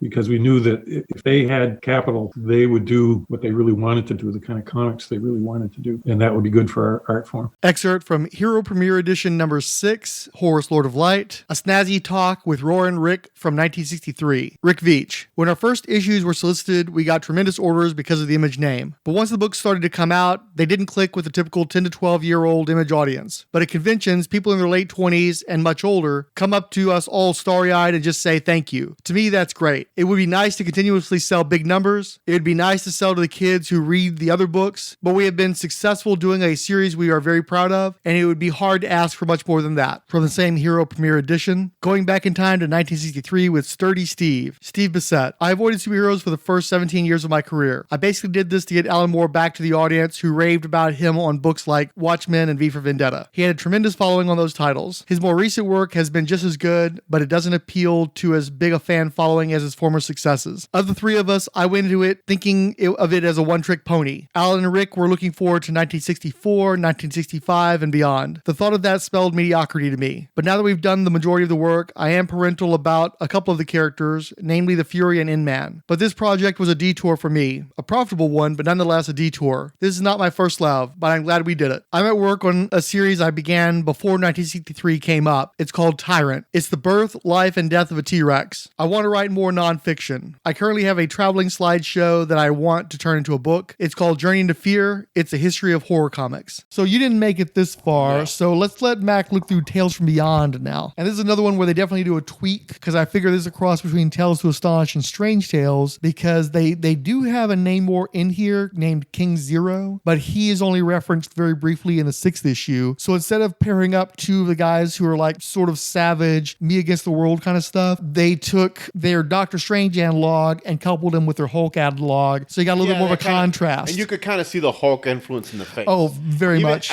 Honestly, I got a Hellboy kind of vibe off him too. Sure, I can see it, especially with the pronounced arms. He's sort of a lobster-esque. Yes. So I remember. Yeah, I flipped through that one. And you see, he's dropped into a nuclear irradiated zone with all sorts of mutations, and he's fighting a guy called Comrade Cockroach, who is a Russian spy. There's a lot of anti-commie stuff running through the 1963 books. I think a lot of it is Alan Moore making fun of Red Scare, like it was Satanic Panic, where it's like I think probably has some socialistic, communistic leanings. I think he's making fun of the like big-time red baiting. They do some kind of like commercial or the Cardboard Frankenstein, they replaced him with a Stalin, if I recall correctly. Something like that. Yeah, I remember flipping through on that. Yeah, I remember thinking like it would have been a cool t-shirt. Yeah, because that was one of the things that Alan Moore stipulated, is that the stories would be played completely straight, but they could get goofy with the ads. So the ads are much more reminiscent of Mad Magazine or Crack, where they're clearly a parody of the type of advertisements that were in those comic books in the time period. So, Mac, what did you think about that one? It doesn't look as interesting as the Tales of the Uncanny. I definitely agree. Now, the story for Johnny Beyond... I was going to say the Johnny Beyond looks... Okay, I'll give Johnny Beyond... Johnny Beyond is definitely the one of the two that appealed to me more. It's like Jim Valentino drew that, right? Yes. Although he was inked by somebody who went kind of nuts. I think Steve Bissette does the inking this time. And Valentino's never looked as rough. Yeah, he's never looked as rough as that. And they definitely were able to get some Ditko stuff in the mix there. And that's one where things are getting timey-wimey, wibbly-wobbly. So is this like a Doctor Strange knock? Exactly. Or something like that? But they write him like a Bob Haney beatnik style. And then there's a lady from 1993 who speaks in lots of like feminist literature, kind of, tech jargon. And so he's talking weird, she's talking weird. They're going to an apartment at one point and it's 1963. They're going to an apartment at another point, it's 1993. He gets into a fight with the 1993 version of himself, all kinds of wacky shit. And he ends up getting lost in another dimension by the end of that story, where the Inman is a much more straight out Hulk lift, essentially. And this one's inked by John Totleben of Swamp Thing fame, but really you don't see the Totleben in this. It just looks like he faithfully reproduced what Steve Bissette would have been drawing, maybe tightened it up a little bit, cleaned it up a little bit, but mostly the same kind of stuff. Fights his monster of the month, who he's fought many times in the past. But I want to make sure to mention Comrade Cockroach, because he's going to come up again. At Marvel, they were doing like Spider-Man #1 and X-Men #1. Yeah. And selling like 6 and 7 million copies. And it was this huge speculator market that people were buying and selling these boxes of books, thinking they were going to be worth money, ignoring the fact that there were so many millions of them printed, they really weren't going to be worth money. And that all just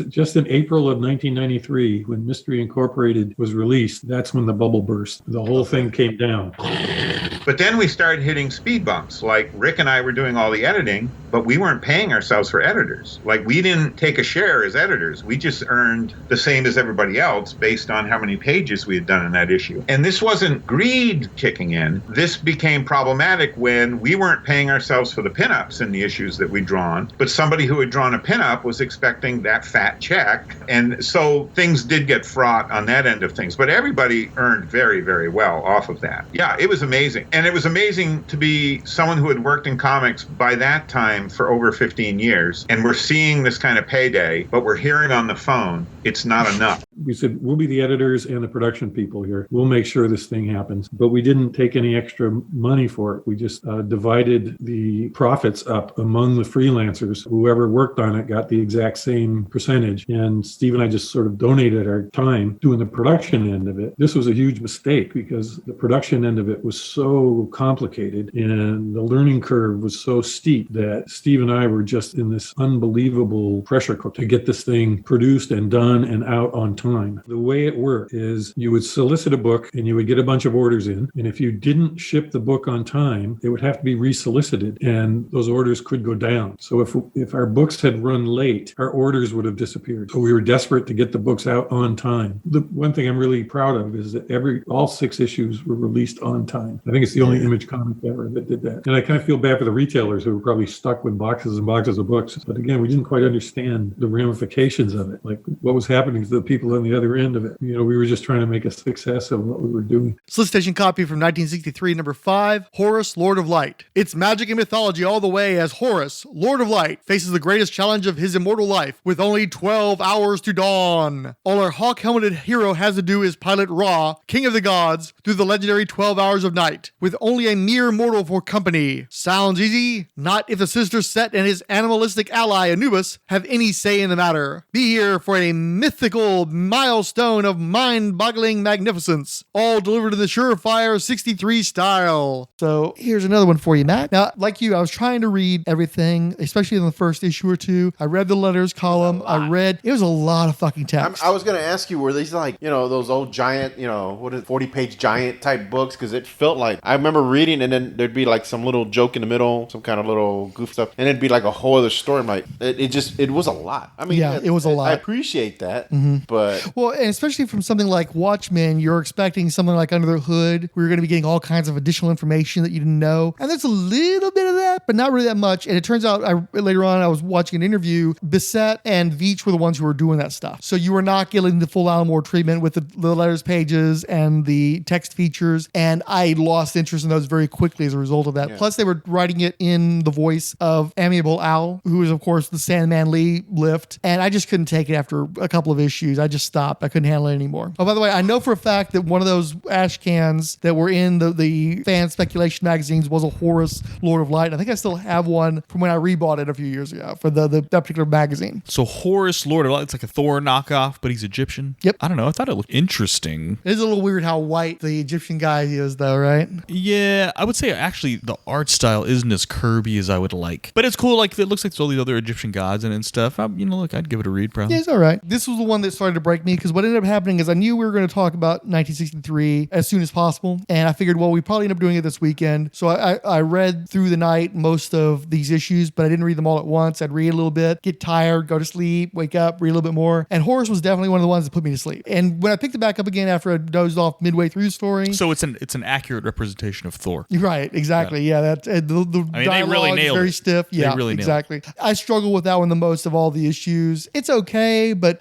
it's like kind of like fix it over there. It's like, can we get to the point already? And so Alan Moore had a very clear vision for what he wanted to do here, and he's obviously doing an extremely faithful take on the Marvel bullpen. He is getting he's getting some shots in with like they're the sweatshop, the 63 sweatshop and stuff. But overall, it just being a recreation more than anything else. Not a what do you call it? Deconstruction. Well, no, he's not. Or satire. He's not. Okay, so it's not satire. Nope. So it's not a homage or anything. Homage would be correct. I think would be homage in the truest sense of trying to faithfully recreate the stuff. Okay, so because when I was reading this, I remember finding like old comic books, and it felt like those old comic books. Oh yeah, absolutely. That was always the plan. In interviews, they talk about how it was a very tactile experience, that it's supposed to look and feel like the old comics, and that was something that Moore insisted upon. Here's the problem: while insisting upon all this production shit, Alan Moore had nothing to do with actually getting it done. Steve Bissette had already been struggling to get stuff done on the Spider Baby graphics materials and got kind of getting the dumped editorial duties and production duties, and the same thing happens here. Now, these comics are coming out at a time when the publishers are transitioning away from anything resembling the old publishing model. And in fact, I remember in the around 1990 or 91 or so, DC celebrated the end of their relationship with their long-term printer by putting out, I don't know if they were called Millennium issues, I think they were called Silver Age Greats. And basically knowing that particular printer was going to stop producing DC Comics after a bunch of years, they did a bunch of reprints in this same sort of format, and then that was the end of that printer, essentially. I don't even know if the printer survived, but they definitely didn't print to that fashion anymore. And since there was a greater demand for higher quality magazines and higher quality comic books, essentially the demand for newsstand paper, newsprint, any of this shit was out the window. Nobody wanted this shit anymore. And so they'd already abandoned it by 1993. The bigger learning curve, though, was working with Image. They were kind of in disarray. All those guys had made a huge pile of money, and they were going off and starting studios and buying homes and buying cars and talking to Hollywood. And,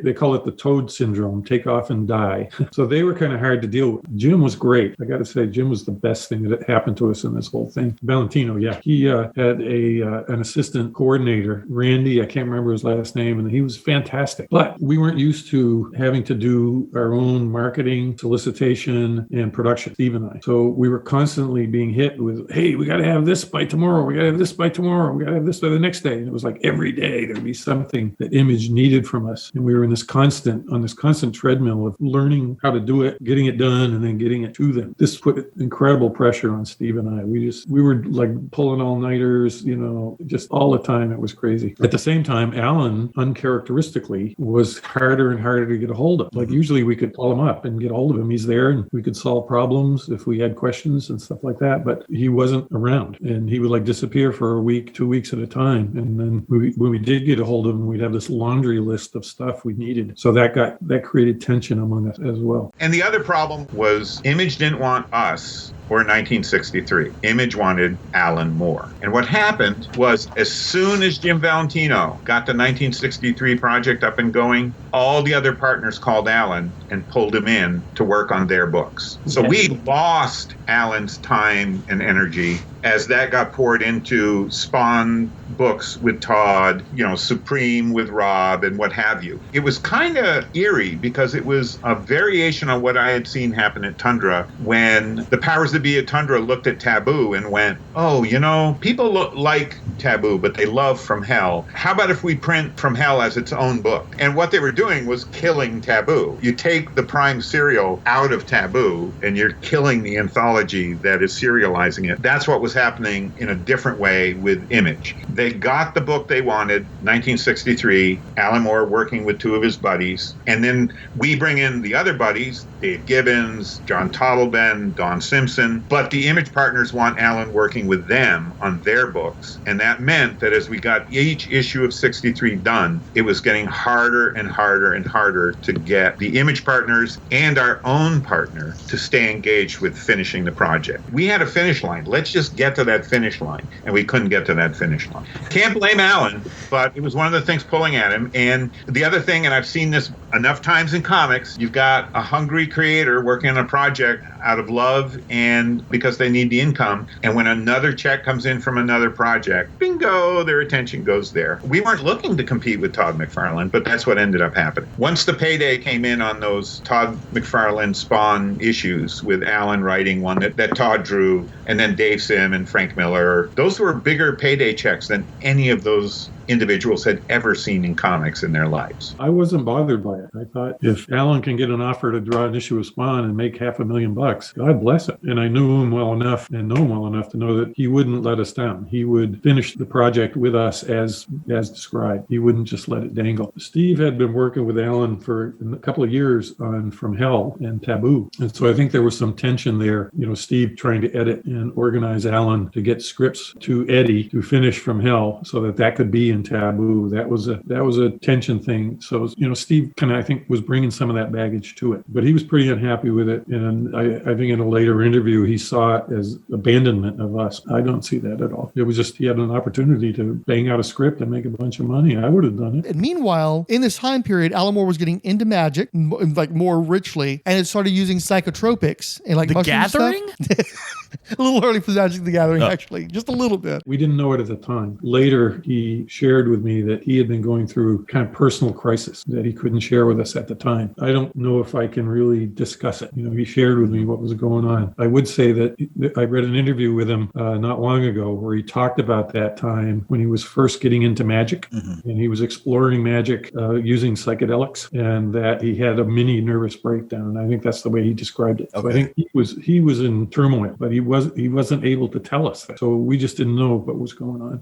The way it turned out, we ended up with 6 issues that were just what we were picturing. But at a certain point in time, there was the reliance on a second Image partner, Jim Lee. And Jim Lee had seized control of the annual. It was supposed to be 6 issues, concluding with a giant annual in the form of the old Silver Age Batman, Superman, Jimmy Olsen, Lois Lane annuals. So there were 6 issues of 1963. I was on the panel when this was announced. Here's what happened. We're at the Image panel. Jim Valentino says to me, he says, go find I'm Rick and Steve. I want to announce this on the panel. I'm an errand boy for Jim Valentino. I go running down to the dealer's room. I find Rick Veitch and Steve Bissette. I say, hey, they want you at the image panel. We were down on the floor, and Don Simpson came down and said, hey, you got to come up here. The image guys want to talk to you, So we followed him up to the biggest hall. It holds like 5,000 people, and it's full of image fans. The image guys are holding court up there. Todd McFarlane, he's got the mic, and he's doing his thing on stage. And the pitch was that they wanted to announce on stage that moment, but that we had to agree to Jim Lee taking over the annual, which would have been the ultimate ending of 1963. And they announced, okay, Alan Moore's coming back to comics, and 1963's got him. Immediately, Jim Lee spontaneously said he was going to draw the annual. And like everybody's like, well, okay, we'll work out the details later. I don't think Jim Lee ever had any intention of drawing anything. That's just a guess on my part. We were kind of stuck because we couldn't get a hold of Alan from San Diego. There was no way to say. We had to make that decision ourselves. And I think I was more open to it than Steve was. But ultimately, Jim came down, Jim Valentino came down, we talked it all out. Jim Lee said he really wanted to do this and that he would. I'm not sure if he could have stopped the project. I don't know if it had to have his vote to even happen. That's a good question for Valentino. But we agreed to it, and they announced it. They brought us up on stage. Todd and Rob and these guys were like throwing hats and stuff down to the crowd. The crowd surged the stage. The security guards grabbed us and pulled us away from the crowd and out the back door as the whole place went crazy. We went crazy because Alan Moore was going to be working with Image, but also because of the general craziness of the whole Image thing. People were just rabid for it. And so as they were throwing this merch out to the fans rushed the stage. We had to be pulled out by security. It was like being a rock star or something. Jim Lee seized control of that with Rick's and my and Alan's permission early on. It was this whole crazy scene at the San Diego Con in 1992. And we didn't realize till after the fact that it had nothing to do with us. It just had to do with the pissing contests that were going on between the individual players at Image. Todd McFarlane, Jim Lee, Jim Valentino. Yeah, I can't say they were friendly to us. And they're very, especially Todd and Jim and Rob are very upfront about they want to be the belle of the ball. They want to be the number one. They're pushing, they want to be stars. Where Steve and I and Alan, I don't think that was our goal. My perception, I'm not saying this is what happened, but my perception is Jim Lee wanted to show up Jim Valentino at the announcement at that San Diego Con. Because when Jim Valentino got up and announced that he was working on a brand new project with Alan Moore and Rick Veitch and Steve Bissette, and Rick and Steve are in the audience, and this Image crowd goes nuts, and Jim Lee grabbed the microphone and said, and I'm doing the annual. After this bizarre day of phone calls to Alan and Rick and I on the floor of the convention, and Alan in England as Jim Lee's jockeying to take over the annual, and then he didn't do anything. He never did a single thing, and in fact, he declared he was taking a sabbatical right at the time we needed him, and the whole thing kind of like fell apart at the end. And in a nutshell, that's what happened. That's my perception of what happened anyway. I was the first of the partners as this was falling apart. It was getting harder and harder to get Alan on the phone. He was having his own trials and tribulations in England that I was not aware of at the time because no one said anything to me about it, including Alan. We couldn't get Jim Lee to respond to anything. I still have the one fax he sent us with this beautiful drawing of one of the characters from Mystery Incorporated, and then nothing. We could not get him or anyone in his studio on the phone. A lot of people think that Jim Lee basically stole Jim Valentino's thunder and made it seem like this was going to be a Wildstorm project. And there's a lot of talk about it, and Bissette specifically helped start this talk about how super competitive the various houses were at Image. And so they were almost like pitted against one another. And so this was the coup that Jim Valentino put together. Jim Lee's taking some of that thunder. But then before that happens, Todd McFarlane contacts Alan Moore about writing an issue of Spawn. And so ultimately, he's the first guy who has a book published about, with an Alan Moore script. So how, wait. I'm having having a hard time contextualizing. When did this come out in relation to what issue of Spawn was that? 12 or something? No, that was 8. 8. Okay. Yeah. So let's say Spawn came out, let's say June or July of the year, right? I think so. Obviously the Alan Moore issues already come out before the first issue of 1963. So these issues are coming out probably in the teens of Spawn. What? Yeah. Oh, that's like a whole other context that I just didn't. Right. You thought this was way down the line. I thought this was right? like 1997. Right. I mean, I know we've said this. Well, it's literally the reason why said 93 over and over again. This is the 30th anniversary. Yeah.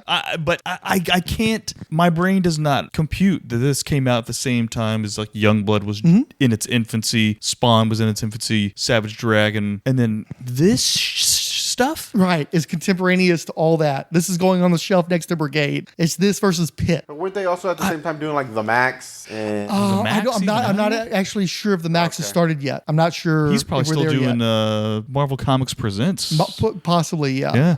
So this is real early on. It just seems like I mean, well, because there's so much of this. Is this weirdly like stuff. Also now ahead of its time? Because I don't think that he would. Why were we parroting 60s era Marvel in the early 1990s? Right, because again, it's literally the 30th anniversary. It's almost like a Back to the Future kind of deal, where the times in the early 60s were so different from the times in the early 90s that you're doing like a Marty McFly compare and contrast kind of thing with it. Because they're still different enough. Yeah. Alan Moore made, from what I understand, $500,000 in royalties off of that Spawn comic book. And Spawn comic book.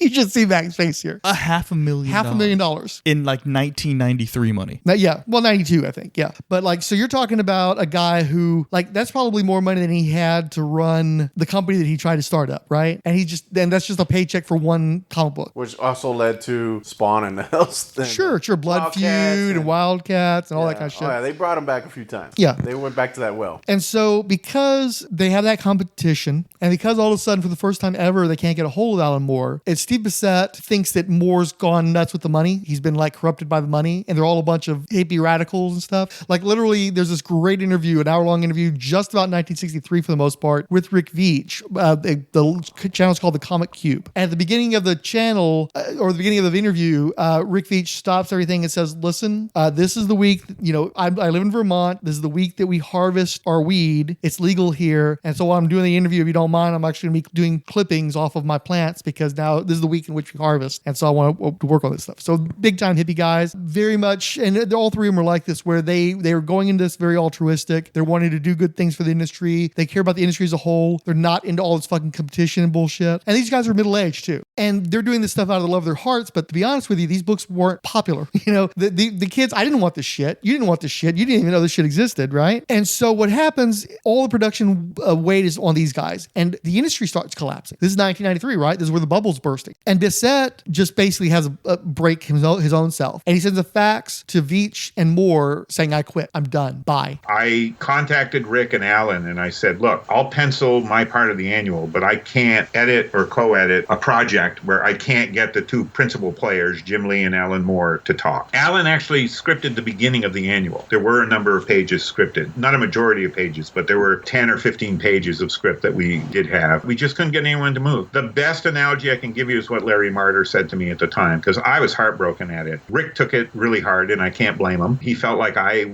was, bailing out of the project. And Larry Marder called up and said, Steve, you know what? You and Rick are the tugboats. You're trying to pull these cruisers, these cruise ships into the harbor. And what can you do? And there was nothing we could do or I could do. And that's why there was no annual. That's why we never completed it, unfortunately. What happened was Steve and I were under unbelievable pressure to get these books out on time. And we were doing it. But like I say, every day was just an incredible struggle. And Steve cracked first. I was just finishing putting the production for book 5 together, Horace. And out of the blue, Steve sent us a fax, basically resigning from the project. And I'd been talking to him every day. And I had no idea this was coming at me. Alan didn't either. Remember, we got on the phone afterwards and we just couldn't understand what he was doing. Tried to get a hold of him. He wouldn't pick up phone. I probably should have tried harder. I should have driven over to his house and tried to talk sense to him, but I was exhausted and I was kind of mad at him because he had dumped the last book in my lap. We had been taking turns running the production and he was supposed to be production guy on the 6th book. And by walking away, that meant there was only one person left to do it. So that was a pretty crazy month, I'll tell you. Solicitation copy from 1963, number 6, The Tomorrow Syndicate, $1.95, color, Alan Moore, Rick Veitch. Everybody knows The Tomorrow Syndicate, USA, the Hypernaut, Inframan, Infragirl, Horus, and the Inman, plus the Fury, are the greatest heroes of all time. And now they must go through time and space itself to rescue Mystery Incorporated. Both you guys at least have flipped through this one. Tell me a little bit about The Tomorrow Syndicate. This is the last book, book 6, but leading into the big double image finale. It's the Avengers. So all the characters they've been setting up this whole time. Or it even says on the cover, Earth's Mightiest Heroes, which I don't know how they got away with that, but it is very small on the cover. But well, it's funny because there's a later book I've got here called Big Bang versus 1963. It is the 35th issue. It's not super relevant because this is actually a reprint, but there's a point made where he says, no, we're like, at one point there's a kid who says, you're Earth's greatest heroes. And it's like, no, we're Earth's mightiest heroes. You know, it's actually a line in the book, but carry on. I'd agree. It's the how they're based in Mount Rushmore. They've got a secret base and they do a cutaway. That was really weird too, like where you can see like they're all in the different heads and shit. Yeah, that was weird. Yeah. So Mac, you're being an Avengers guy. What do you make of this last issue? I mean, I didn't read it, bro. I flipped through it. There's it's just a bunch of Avengers. The people from the other issues I saw are in this issue, right? But this time they're all in it at the same time. Right. That's exactly. At the end, Dave Gibbons would just save the day with Tomorrow Syndicate because it was running so late, and by then Steve had left the project, and he inked it and lettered it in record time, and we just got it in on the wire. Just, thank you, Dave Gibbons, wherever you are. And so what's weird about this one too is it's got the Avengers, but the story is super Justice League rather than Avengers, because for what they've been tracing these anomalies in the Fury story, the Spider-Man story, he found these weapons. They look like Liefeldian weapons from the 90s, and they emit a strange radiation, and they have the knockoff Wasp and Ant-Man who trace that energy to two different locations, and one of them leads them to the Miracle Mile, which is the underground base of the Mystery Incorporated Fantastic Four. And so they're trying to follow their trail to see where they got to, whether they've disappeared because they were trying to find their fourth member who got captured by the guy in the green outfit with the bows and arrows, who had stolen the electric guy, trapped him in this cube, and run off with him. There was a cute little thing in that first issue where basically the guy wasn't walking backwards. What had happened is he was going through time, and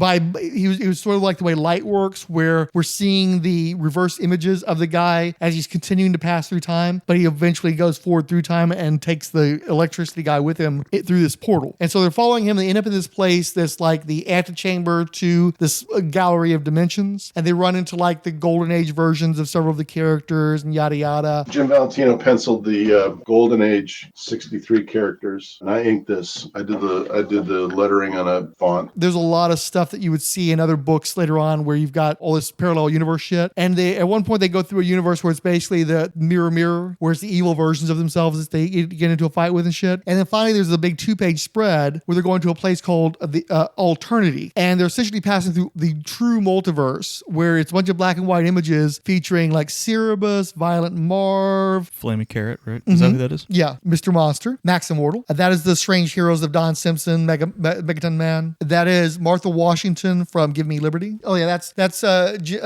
Jim. Got it. That's Tyrant, which is the book that Steve Bissette was probably quitting to work on.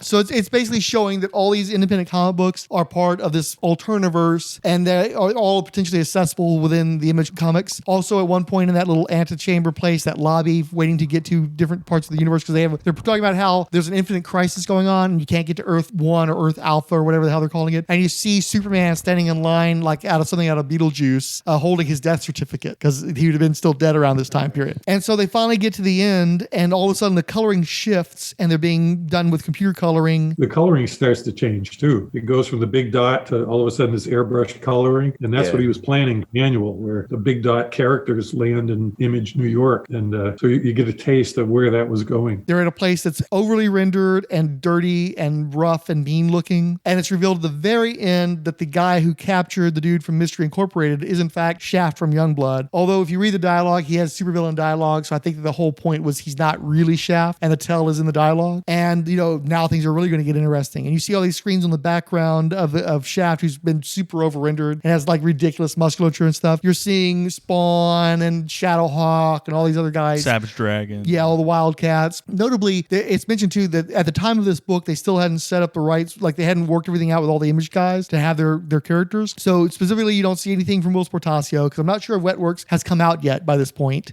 And you don't have anybody from Cyberforce. So apparently Mark Silvestri never signed on for this shit. And then the book never comes out. So he continued to do Wildcats until the teens, and then he left and did another sabbatical, and he wouldn't come back again until Heroes Reborn. So never in this time frame do you have a 1963. The double Image 80-page giant annual here, the first 11 pages of comics. He starts out with this incredibly dense description of the Mystery Incorporated dropping out of hyperspace into modern Image New York that it's like 2 pages for the first panel. But he also says to Jim along the way, he says, let's see, on the other hand, since you're the artist and thus have a better visual imagination than I do, please feel free to substitute something better if there's any scene which doesn't work for you visually. He essentially says that to every artist he works with. I'm going crazy here, but do whatever you want as long as it works, But it's just the way he thinks. He sits down at the typewriter, and in a first draft, the whole thing comes out, and he's just,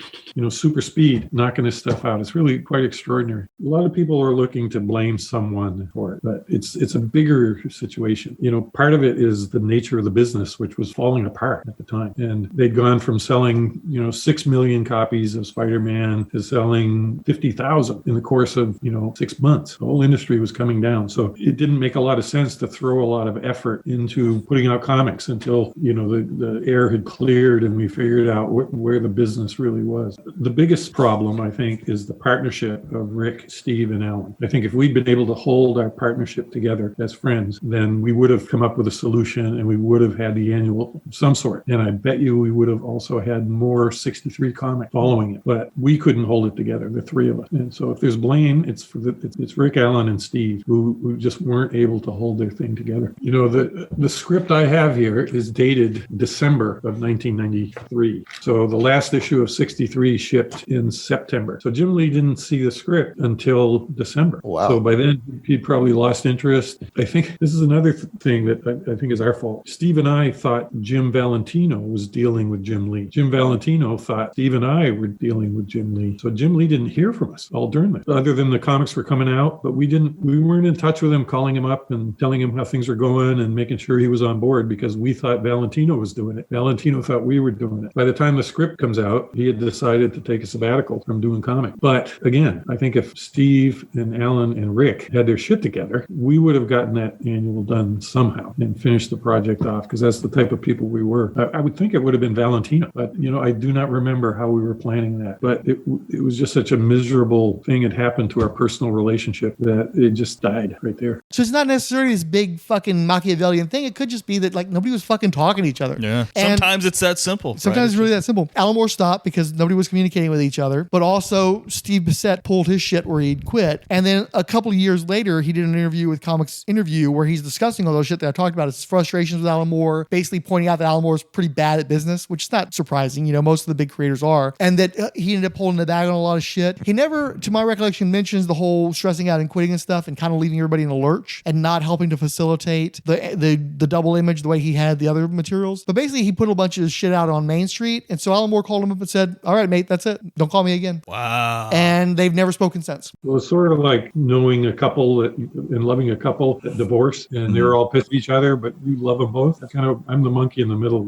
Rick and I went through, as you can imagine, or maybe you can't imagine, some hard speed bumps with the end of 63. Adding to the problems were my marriage fell apart at that point in time. I'm still best of friends with my ex-wife, Marlene, but dealing with a marriage falling apart at the same time that I couldn't get the two key players, Alan Moore and Jim Lee, even on the phone to talk to me, was part of the reason I had sent that message out to Alan and Rick saying, look, I'll pencil my part of the annual, but I can't co-edit if I can't get people on the phone. And Rick took that hard, and I can't blame him. He and I were partners in this thing. We had started it, and here was Bissette bailing. But we had an enormous payday on each one of our issues. Both Rick and I knew this was our opportunity to do our own books. And Rick took his bankroll and did his dream comic, which was his dream comic, Roy and Rick's Rare Bed Fiends. And my dream comic was Tyrant. Well, that was the thing. At least we could reprint, the 6 issues. And we also tried various schemes to do the annual as well. But by then, Steve had done an interview with a comics journal where he kind of went after Alan, did a lot of things that Alan didn't like. And Alan broke off his relationship with Steve. Yeah. So that essentially kills it right there because, I tried to bring the two of them together. You know how it is. We know people that love each other but are mad, but it didn't work. And 63 became a casualty of that. I think Steve would like to work it out, but Alan just shut him down. And I would try to talk Alan into speaking to Steve. And Alan was always, he didn't talk negatively about Steve. He would just sort of gently say, no, I don't want to work with him anymore, like that, and just go on to other things. And so 2 more years later, in 1998, Bissette got lawyers involved and they split up all the copyrights to the different characters, but you would expect it to be a 3-way split where Veitch would get certain characters, Bissette would get certain characters, Alan Moore would. But the way it was phrased by Veitch is like, yeah, me and Alan have characters, and then Bissette has his characters. Alan and I own it, but I don't think everything will ever be done with it because he's quit comics. I think it's pretty much over with. But that was the last nail in the coffin in terms of our three-way friendship partnership, because anytime where you have to like break something apart like that contractually with lawyers, it just sucks. It's just terrible. And so that was the last bad taste in the mouth of 1963 right there. So multiple times people have tried to either buy this property or at least like license it to put out a collected edition. There's a notable Alex Ross painting of the 1963 characters that was going to be intended for a collection. Really? Yeah, we talked to D about buying it, but their offer was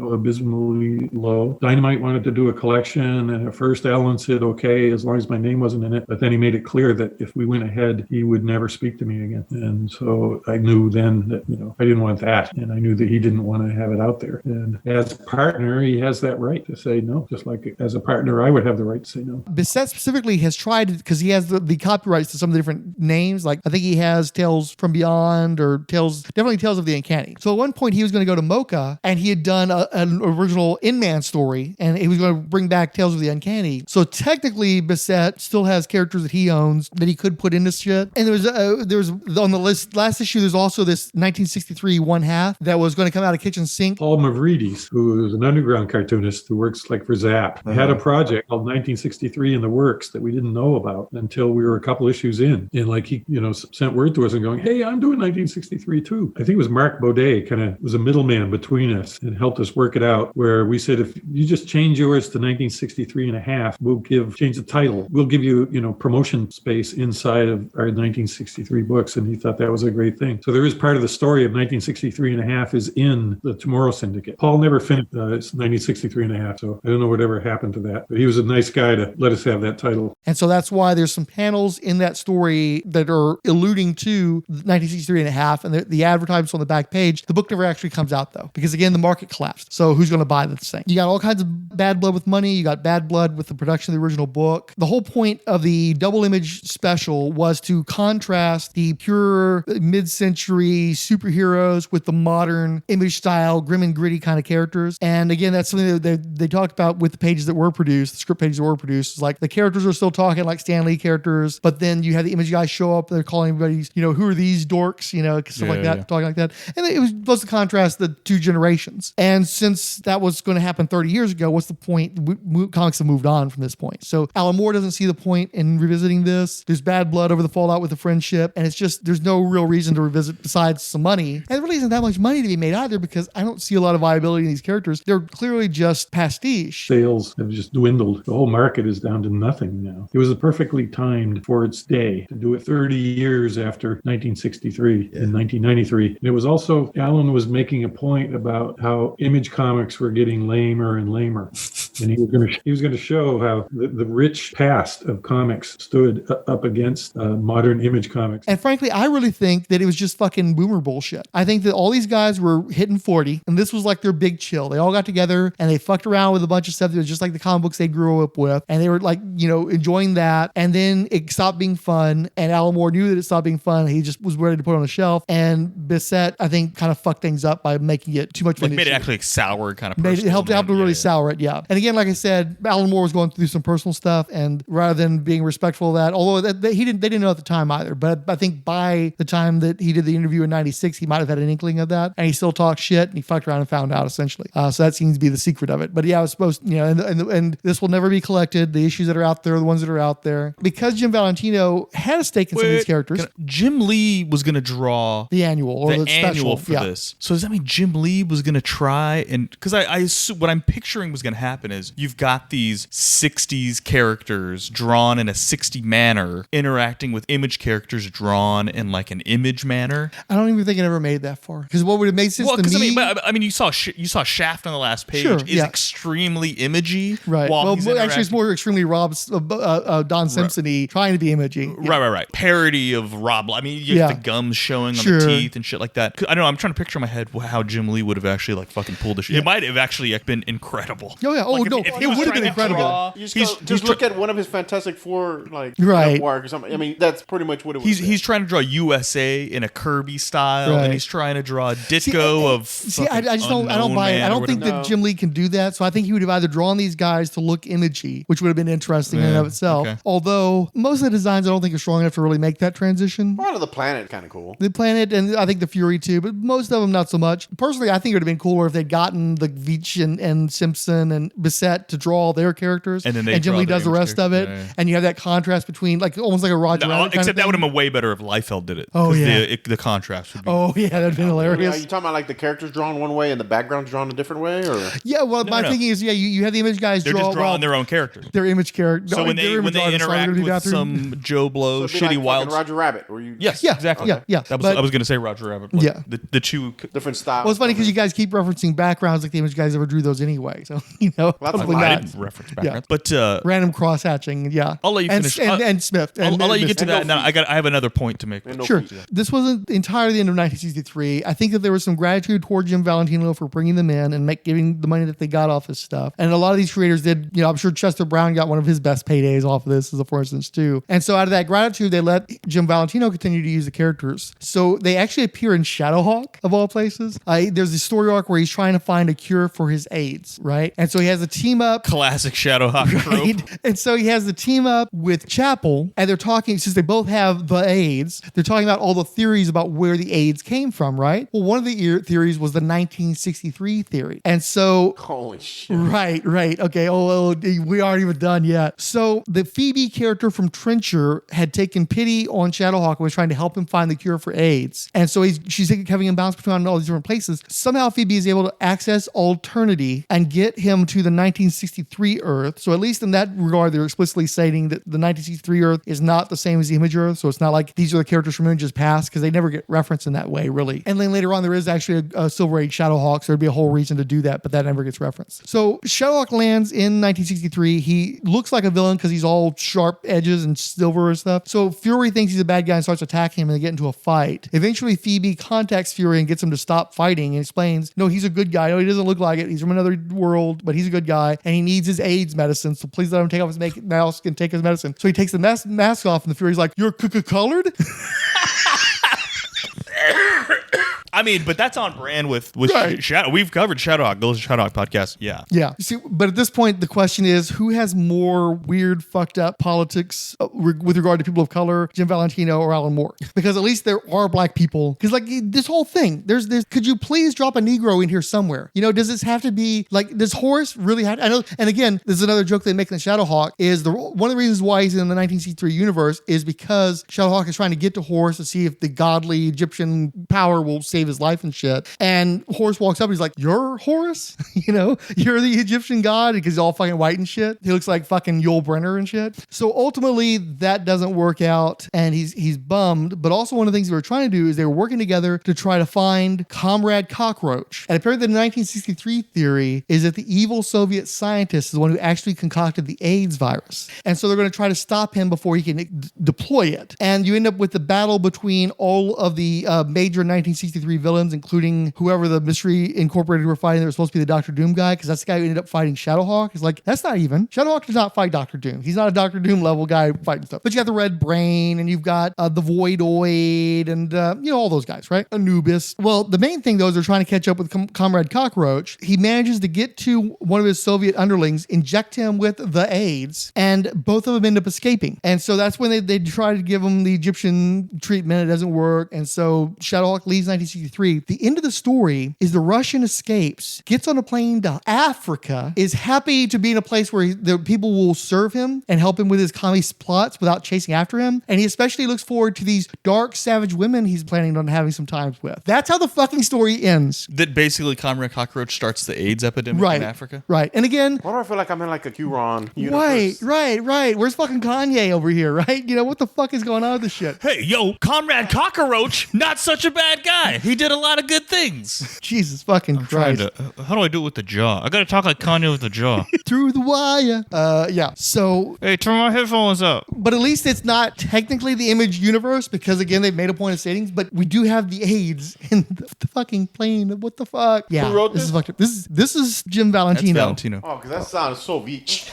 Yeah, it's kind of fucked. And then finally, Jim Valentino, after he kind of gave up on the superhero stuff, he did one of his final works as a creator in comics was a book called A Touch of Silver, which my partner at the comic shop was a fan of. She read that book. It was a black and white book, and it was semi-autobiographical or maybe wholly autographical. I'm not sure. I have to look into it. But he's basically talking about his life, and it's super depressing. He has like an abusive household, or whether emotionally or physically, I don't recall because I didn't really read it myself. And his intention at the time was he was going to try to find a way of getting the Marvel and DC characters into the story, and the lawyers are like, no. So what he ends up doing instead is to show comic book characters within his narrative. He uses the 1963 characters and the Big Bang characters that were owned by Gary Carlson. And in one of the issues of A Touch of Silver, he imagines he's having a dream, and he's dreaming himself as being Silver Boy, which is basically Superboy. And this alien shows up, and it's sort of a stand-in for the Legion of Superheroes, wanting to invite this kid to join their team. And then the Tomorrow Syndicate and the Round Table of America from Big Bang get into a fight over whether Silverboy is going to join their teams because he's just the best kid, he's the most popular guy, and ultimately ends up joining all three of the teams. And that was the last time we got to see the 1963 characters. What year was that? It was early 2000s. Really? Yeah. So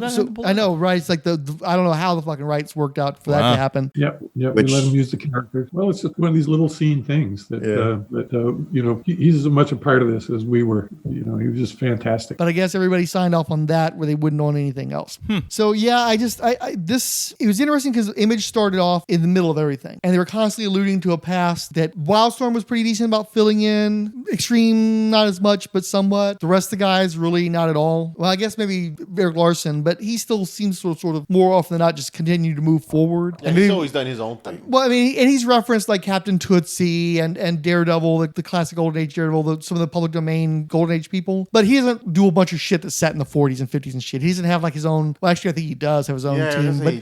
But you don't see that very often. He's not defined. But he likes stuff like fucking Mars Attacks and shit like that. Oh, sure, yeah. That was but like Big Bang, one of the major characters that keeps popping up is Mighty Man. His Golden and Silver Age appearances happen in that book, and then they often will get reprinted, or the stories will be told in Savage Dragon that relates to their little sub-universe. So ultimately, Big Bang are the people who end up forming that retro universe within Image where they want to pretend like they were Marvel or DC. They can. And 1963 could have served that role, but because of all these rights issues and because Alan Moore had better shit to do, it just never happens. So this is just an abortive project. It never ends. We never get the resolution. It doesn't ever do the thing that it was kind of built up to do. And so ultimately, it's just kind of a pastiche and a rather frustrating one at that. And it's not something I really enjoyed reading that much. It was okay. I didn't hate it. It wasn't horrible or anything, but I wasn't enriched by it either, and it ultimately goes nowhere. You know what I guess correct me if I'm wrong, because I didn't read this stuff, right? So, and I know you were trying to say it's not like a parody, it's more of an homage, but I still think there's a level of irony that you start off like, let's do it like the guys did in the 60s, like the old Stan Lee did, except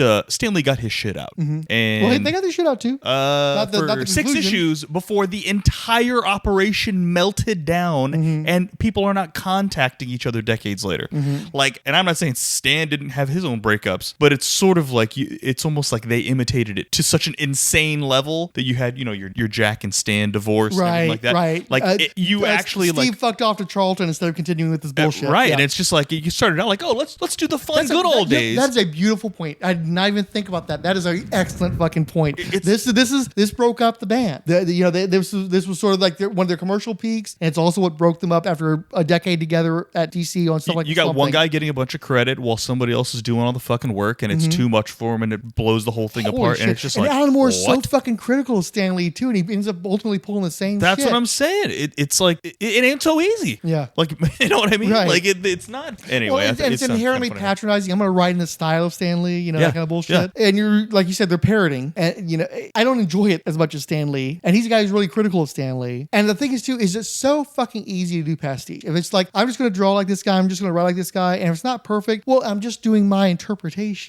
It's like when I went to Iceland, I brought you all those postcards with these guys who had reinterpreted like Roy Lichtenstein shit, like Mike Grell, Green Arrow and shit. It's like, or fucking Lee Bermejo, Gen 13. It's like, yeah, it's really easy to get the fucking light box out or the freehand a copy, and that's all this ultimately ends up being is you're just freehanding a copy of shit that somebody already did something great with, and this ends up coming of nothing. And it seems to me like since you don't add anything to it, like you're not actually doing comics in the 1960s. You don't have to have all the women be underwritten and they're all like boy crazy, which is an issue throughout the series as well. You could have people of color in this fucking shit because it didn't really come out in 1963. And the fact that you just choose to slavishly recreate what had already existed and what you could go and fucking buy the shit. You go get the fucking omnibus if you've got such a hard on for this shit. It's just so lazy and it's so easy to do something like this. But it's not lazy. But it is lazy. No, writing, it's not Alan Moore's portion of it is because just writing in the style of another creator and not making any alterations to improve upon that or do something more progressive with it. That's part of what I think is so ironic about it is that you started out going, we're going to do it just like they did. We're going to use the same printing methods. We're going to use the same coloring. We're going to do the same lettering. It's not quite. It's still a little bit better. Right. But we're going to go painstaking detail and it just, it fails miserably. But you start out doing it because you think it's not that it's going to be easy, but that it should be easy, right? Like we've already got the template. We should be able to do this. And the whole fucking thing ends up falling apart. I want it. And I'm not the one who's going to be doing the work to make it happen, but I want it. And you guys have to make it. And admittedly, he's the genius. It's like it's that bullshit we've been talking about a lot and recently. He's like, your genius shouldn't negate your duty to be a decent human being. It doesn't excuse you for being an asshole. But he's the asshole here. And Bissette was a bit of an asshole too. But Moore's the one who's making sure this is never going to get into print again. And I'm sure he has valid emotional and material reasons not to do it. But also he's the one who makes sure it doesn't happen. And he's the one who created the situation that caused the fallout in the first place. So who is the asshole? Is it Bissette or is it Alan Moore? It's definitely not Veitch. Is the one thing I definitely was a clear takeaway. It's not his fault. But these guys were both being jerks, and Moore's can't deal with the realities of what he's demanding of other people.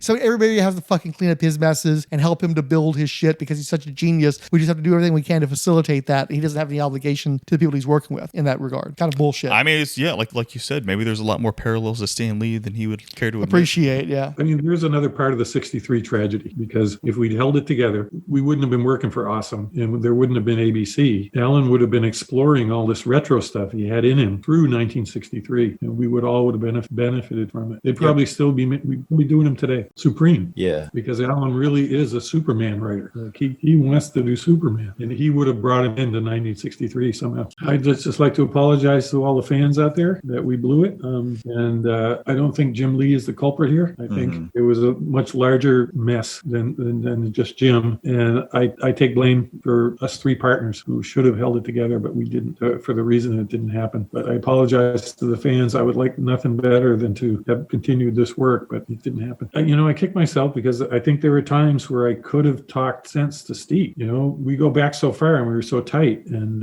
but I was just exhausted and I was mad because the thing was dumped in my lap. So I didn't do what I should have done. I don't think. Still friends. We don't work together on a day-to-day basis, but we're still good friends. We've got this amazing history together. And put us in the same room and creative sparks fly. Still, well, if people want to see my new stuff, they can just go on Amazon.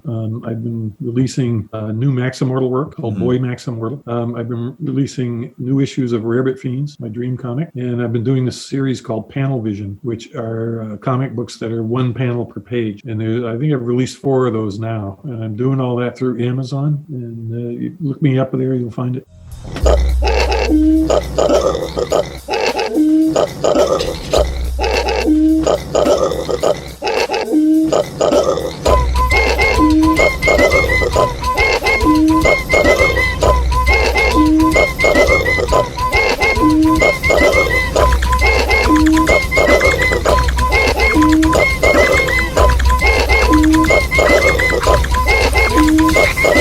What do you want me to talk about, Spawnometer? Spawn 37. Okay, it had the Freak in it. Yeah. It seemed like a ripoff of The Punisher a little bit, with Freak's origins, where his family was wiped out by this, I guess, unseen, unknown group of criminals, and that he was some kind of CIA agent, which was really weird because Spawn up to this point was kind of a dick to everybody, and then all of a sudden he sympathizes with the Freak and actually joins him. Some of the dialogue was weird because it didn't seem like Spawn. He was kind of like, let's go, buddy, we'll take care of it. So the Freak tells him this horror story of this doctor who had his family killed and he was almost killed, and they transformed him into some kind of freaky monster, and he's mutated, and so he wants Spawn to go with him to go after him. The Freak, of course, looking very much like a Iggy Pop with long hair, Be My Dog type vibe off him. Yeah, so Spawn goes with him. They go into this underground bay, or they go into the sewer where he has like a mansion built in, and Spawn is somehow impressed by this. And then they come up through a sewer into a laboratory, and all these orderlies come running at him. Spawn starts, I'm assuming, either killing him or beating him up. I couldn't tell because it looks pretty brutal until they get to the doctor, which is like Dr. Demento or some weird name like that. And he pulls out a gun, and the Freak kills him. Well, the Freak throws him out a window, and he dies. And then later on, we learn that the Freak is a liar, basically, that his wife, because he told Spawn, oh, my wife is dead, my kids.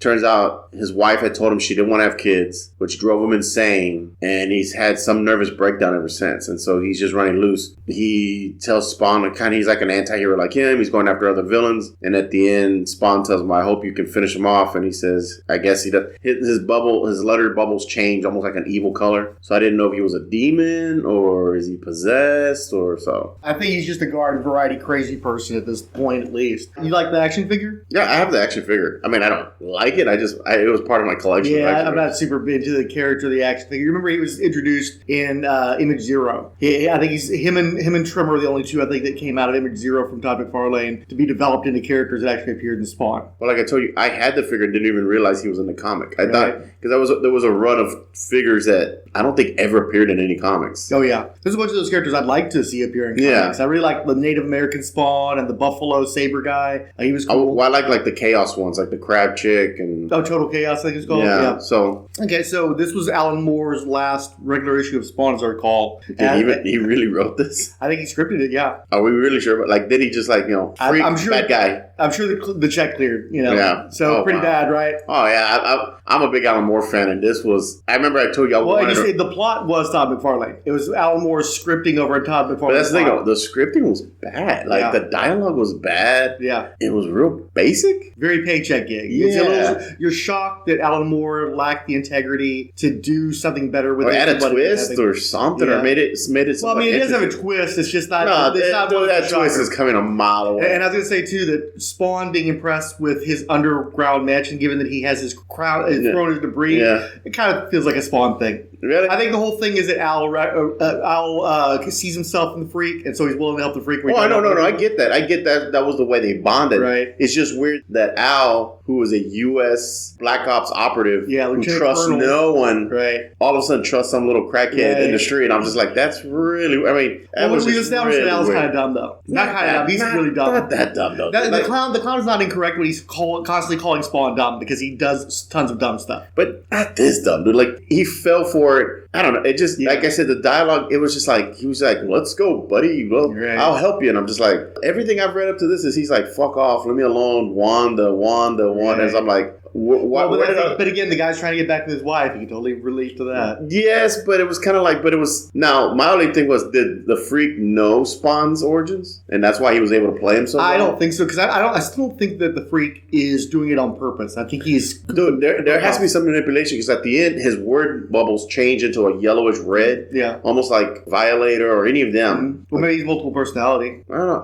I mean, it would have been cool if it turns out he was possessed or some shit like that. I'm like, okay, that's kind of neat. That's exorcism-y. And I want to say, I think the Freaks come back in later times, the once they became more of a horror book a few years back. So I guess maybe he'll get developed at some point. But now, Freak is a terrible character, and he shouldn't have a book that's worth $25 at a convention or any of that bullshit. Really? Yeah. I don't know if you remember, but we recorded that streak of Spawn issues, and we got to this one, and you hadn't read it yet, and you were hearing it as Alan Moore's like, well, I want to wait, and I'll come back to it. We came back to it. It went the way it was. No.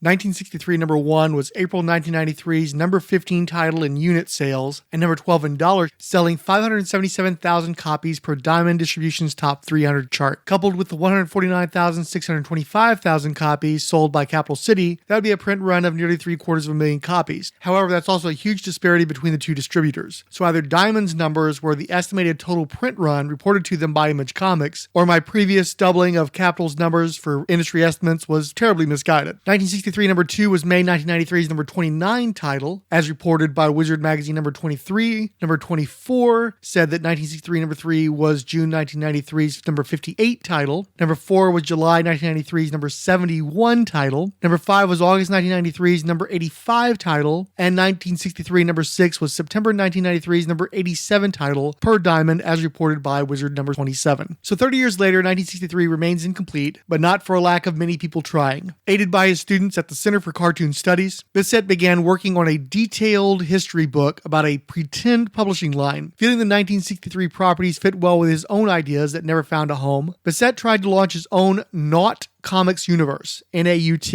Quote, in the end run, what we've got is a 200-plus page paperback book featuring an invented history of Not Comics and its stars, the Fury, Inman, the Hypernaut, Commander Solo, the Screaming Sky Dogs, Banana Man, and much, much more. A 16-page preview sold out at the 2010 Mocha Arts Festival, and Tales of the Uncanny, Inman and Friends, A Not Comics History, Volume 1, was intended for release from About Comics later that year. A variety of creators were involved on a work-for-hire basis, including Don Simpson. I did an N-Man story for Steve, which he still hasn't published. He owns N-Man, he owns the Fury. I did a 10-page story for N-Man 2 or 3 years ago, and I said, but I just kept saying this. I say this periodically online. Why the fuck don't you guys finish this thing? You're grown people. This is creator-owned comics. This is not Hollywood. This is not some evil corporation that is stopping this. This is just ego bullshit. Just grow up and do this. And Steve, well, it's not me. I thought that I'd read somewhere that Alan Moore had issued a cease and desist on the project, but in researching again for this podcast, it actually looks to have fallen apart on Bissette's end. Bissette officially retired from comics in 1999, and during COVID retired from the Center for Cartoon Studies as well. Whether that gives him the time to finally work on his Not Universe or Tyrant remains to be seen, but others are not waiting to find out. The California newspaper The Patterson Irrigator featured an article on March 11, 2021 about a local comics publisher. William Hoffnecht's 100% Comics, stylized as H%C, offers underground zines and merch. Envisioning a revival of Peter Laird's Zurich grants that helped launch and sustain many small publishers in the 1990s, Hoffnecht sought to fund his own Make More Comics grant through crowdsourced compilation comics donated by creatives. After the success of his unofficial cover version of Barry Windsor Smith's Wolverine Saga Weapon X, 100% Comics was beginning work on Giant Size 63, having been granted a license to Bissette's characters and essentially stealing the rest under the cover of fair use parody. So at minimum, Bissette is well aware and has given his blessing to at least one proposed 1963 conclusion. However, this announcement had unintentionally stepped on the toes of Don Simpson. They did the 6 issues, Bissette and Veitch.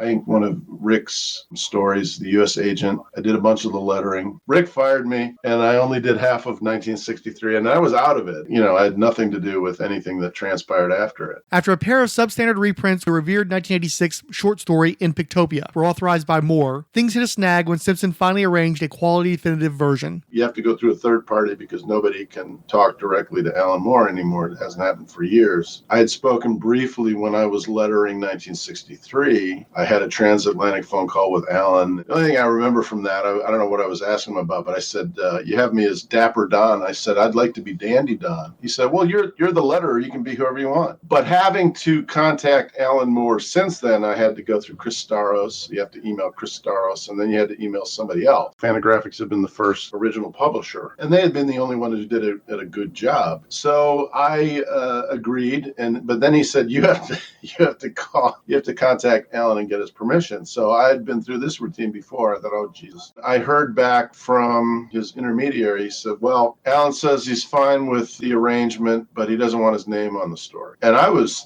really insulted and offended. And after all this crap with a couple terrible versions of the story being published, and here I'd gone to this trouble to get somebody that would actually do a good job, and they had done a good job, and they were going to do a good job. He finally wrote me a letter, which was cut and pasted into an email, and apparently he had problems with Fantagraphics and with an interview that was conducted. It all sounded exactly like the Michael Fleischer lawsuit is what it sounded like. He was offended at an interview transcript of an interview with Steve Bissette where apparently Steve said something honest. And Alan also claimed that there were editorials in the Comics Journal about how greedy he was for working for Jim Lee and Todd McFarlane and whatever. I went along with his request to take his name off it, although we didn't really have to. I thought I could convince him to change his mind. I overestimated my charm ability. And I just left it up to Gary. I said, we got all the materials. I'm not going to reprint this story with anybody else. I'm tired of this bullshit with Italians and Germans and everybody else. I wanted to include the script. Alan didn't want to go for that either. My only concern, I haven't made any money off of this thing yet for all my scanning and all this other nonsense. I just wanted to have a historical document for the record. We have to create this documentary history against the will of the author. So the whole thing was just really ugly and very sad, but the book turned out great. Simpson had secretly been working on his own 1963 resolution, but had not bothered to get any permissions or license anything from Bissette. I'm a fan like anybody else. I want to read the end of this story, but it hasn't even been collected. And again, this is my guess. But the main reason that this project was never finished was because Alan Moore just didn't feel like finishing it. You can't think of another writer who had more clout. Jim Lee or not Jim Lee, anybody could have drawn this thing. I would have drawn it. Rick could have drawn it. Steve could have drawn it. Ron Friends could have drawn it. Anybody could have drawn the damn thing. There is a plot, I understand. Jim Valentino has the plot outline to this day, but he's never shown it to anybody. Alan Moore made about $500,000 just from 1963 1 through 6. It wasn't like he was hurting for money. It wasn't like he had to go out and dig ditches to put food on the table. He just didn't feel like writing this annual. And it means absolutely nothing to him that he promised the fans, let alone his collaborators. I mean, Rick and Steve owned a piece of it. Forget about them. Alan Moore could finish it. He could wrap this up anytime he wants. I decided people will accuse me of being completely on Steve Bissette's side, which I am because he's the only one I talk to. I don't talk to Rick. For obvious reasons. It's odd to me that I am modeling myself on John Byrne and Elsewhere. I think it's really amazing that this guy, he was a company guy. He would never do anything without permission from the editorial offices in New York. And here he is, he's writing and drawing and inking his own X-Men story, completely without editorial permission, completely without any lawyer approving it, using trademarks. Not very many people agree with me at all, but I think that's an incredibly significant development in the history of intellectual property rights and the internet. And people are asking me, I post this on Facebook, and people are asking, is this a real thing? Are you really doing 1963 annual? And I say, well, you're looking at a real picture. I don't know what else it is. Does it have to be in print? Do I need permission from Jim Valentino? I'm not going to get it. I'm not going to ask for it. I don't care. It's 1963. I was born in 1961, I can't think of anybody that was treated better in the world of work for hire comics. I mean, he had Karen Berger and he had DC Comics tripping all over him. Everybody treated him like royalty. Everybody, when you collaborated with Alan Moore, and especially Rick Veitch, Bissette, Totleben, they all acted like they were the Beatles. I mean, they thought the world, we all thought the world of Alan Moore. And people are talking about, well, he's perfectly within his rights to take his name off, and he's perfectly within his rights to pocket the money and never finish this 63, and he's got this right and that right. I can't imagine thinking like that. Maybe it's because I spent time outside of comics. I worked at Borders. I mean, I could tell you a sob story about, what I've been doing for these 30 years, but I certainly don't have Bloomsbury giving me 6 figures. I teach writing at a college. I'm an adjunct. I've been lucky enough. People remember me. People throw money at me for commissions, and they invite me to shows. There are a few people that just know me because I did an Alan Moore story or two. I just can't imagine looking at the world the way the author of In Pictopia looks at the world. I just can't imagine it. But I couldn't pay the rent. That's why I had to stop. Not because I had $500,000 in the bank and Todd McFarlane hiring me to write Spawn. His story simply alters the character names and designs enough to, if anything, have stronger legal protections than 100% Comics' effort. Of course, the planned interactions with Image Comics characters weren't likely, at least not from the pages available online as of December of last year. A silhouetted cameo gag is about all that amounted to. About Some of these pages are written and penciled with 30 inked, now presumed to be published as X amount of comics under the story title 1963 When Else Annual. Certainly a lot more pages than the 100% comics version, which offers no mention of the project on its website, not even the logo for Giant Size 63 that Simpson featured on his blog while claiming to envy it. It, however, goes without saying that 3 primary creators and a slew of additional help went into creating 1963, and only a third of those people are still trying, none of whom bear the eminence of Alan Moore. Simpson's Fuck Al, it's the 1963 annual, is very clearly more in line with his own bizarre heroes than their original premise, but is a blow to the cult of Moore's endless reverence for its flawed deity, and an acknowledgement that Moore has deprived his co-creators of agency and proceeds from a property they also own. I'm here for it. As Bissette has noted, his DC royalties from Work for Hire Swamp Thing have come in more or less like clockwork, where anything he's tried to do with the 1963 properties have only cost him money since the initial publication. We wouldn't be talking about 1963 30 years later if not for Moore, as evidenced by Jim Valentino's The Alliance, Rob Liefeld's Operation Night Strike, or even the more recently abandoned Image United. But also part of what we're talking about is Alan Moore being anything but affable. Simpson points out on his blog that none of these guys have Alan Moore money, and while Moore now detests and denounces his time in comics, they'd really like to see this thing finished for an industry they still have affection for, while they and it still have time left on this earth. I do have to say though, all the people fighting over whether or not there should be an ending and what it should be is frankly more interesting than the pastiche that was 1963 itself. So we got Twitter attention from 20th Century Geek Podcast, 21st Century Boys, Adriano, Alan Achenbach, Billy Hines, Bream, CH, Chris Dunford, Chris Lydon, Dave's Comic Heroes blog, Del Dracula, Doc Strange, Ed Moore, Eugene R. Hendricks, voice actor, Home Studio, The Hammer Strikes, Random Geeky Stuff, History of Comics on Film, Jason Snick Venable, Jeffrey Brown, They, Them, Jocktastico, K, Keith G. Baker, King Size Comics, Giant Size Fun Podcast, Marvel Universe Online Project, Michael Alexander McCarthy, Mike It Send Aliens to Me, The Projection Booth Podcast, Rihanna Mike on Hive Sort of, Richard Field, Siskoid, Superbound, Talk Nerdy to Me, Tim Price the Podcrasher, Tomascari, Two True Freaks, You Should Be Listening, and Oofda. On Tumblr, Duddy, Nas, T-Dog69 Freak liked Spawnometer number 24, Bloodstrike, Del Dracula liked and commented on episode 0036, Spawn 25th Anniversary Director's Cut, I Have the Boxes, No Cereal for Batman TMNT. He also commented on the blog, I bought one of the first wave Angela figures McFarlane released. Her arm was detached when I opened the packaging, and that was pretty much, but not literally, the end of my personal association with McFarlane's toys. My other toy comment, Hasbro must have reacquired the Big Time Sports League licenses because they started making starting lineup figures again.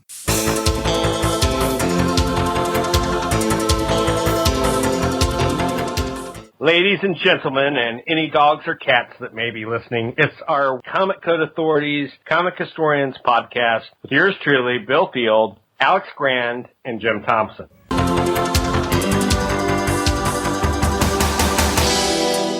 Hi, David. How are you? Oh, Peter, man, I've been better. I'm really fed up and depressed, I can't lie. What's wrong? What's been happening? Man, I'm just really dissatisfied and really down as far as fulfilling my podcast needs right now. What exactly are you looking for? Maybe a DC Comics podcast? Yeah, there's plenty of those. Yeah, I know, but I need one that chronicles the origins and the development of the DC Comics multiverse from before Flash of Two Worlds through to Crisis on Infinite Earths. Yeah, exactly like that. And maybe something else as well that factored in the importance and the legacy of DC Comics Golden Age characters throughout the Silver Ages and Bronze Ages of comics. That sounds epic. It does sound epic. It sounds exactly the sort of podcast that I would listen to. Shall we just do it ourselves then? In many ways, we have the same mind. That's a great idea. Fortunately, it just so happens I've built this handy transmatter cube. That's perfect. Will that take us to Earth 2? It'll take us to all of the multiverse. Fantastic. Right then, what are we waiting for? Let's go. Transmitter device activated. Coordinates set for Earth 2. The Earth 2 Podcast. Check out our website at theearth2podcast.com. You can find us on all the social media. We're on Facebook and Instagram as the Earth 2 Podcast, and you can find us on Twitter, podcast_Earth2. Join us, and we'll see you around the multiverse.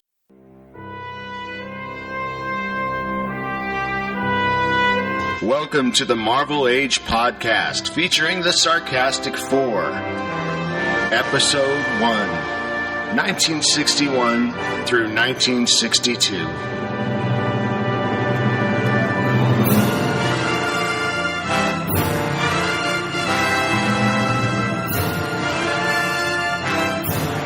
Place to be nation, pop! Welcome, ladies and gentlemen, to the very first episode of the Marvel Age podcast. My name is Nick Duke, one of those co-hosts for this podcast being, of course, Mr. Tim Capel. Very good, Nick. Thank you for that most illustrious introduction. And of course, we did not come alone, as we rarely do here on Place to Be Nation Pop. We are also joined by the manager himself out on the West Coast, Mr. Todd Weber. And finally, but not least importantly, we are also joined by another member of the southeastern contingent of Place to Be Nation Pop. He is the host of the Sellers Points podcast, Mr. Russell Sellers. I came like fire.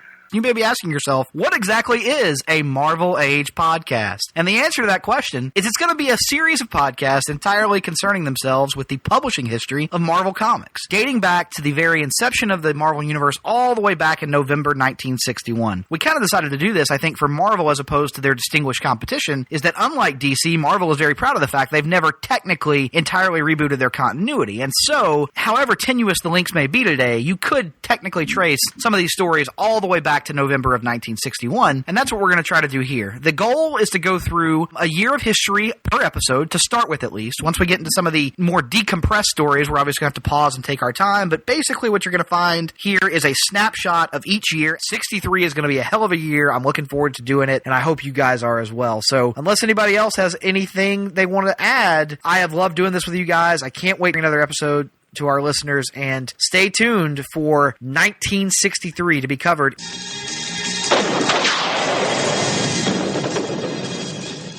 This is a fan-produced, not-for-profit podcast. No copyright infringement is intended, and any use of copyrighted materials believed to be covered under fair use. If you don't agree, you can go straight to hell!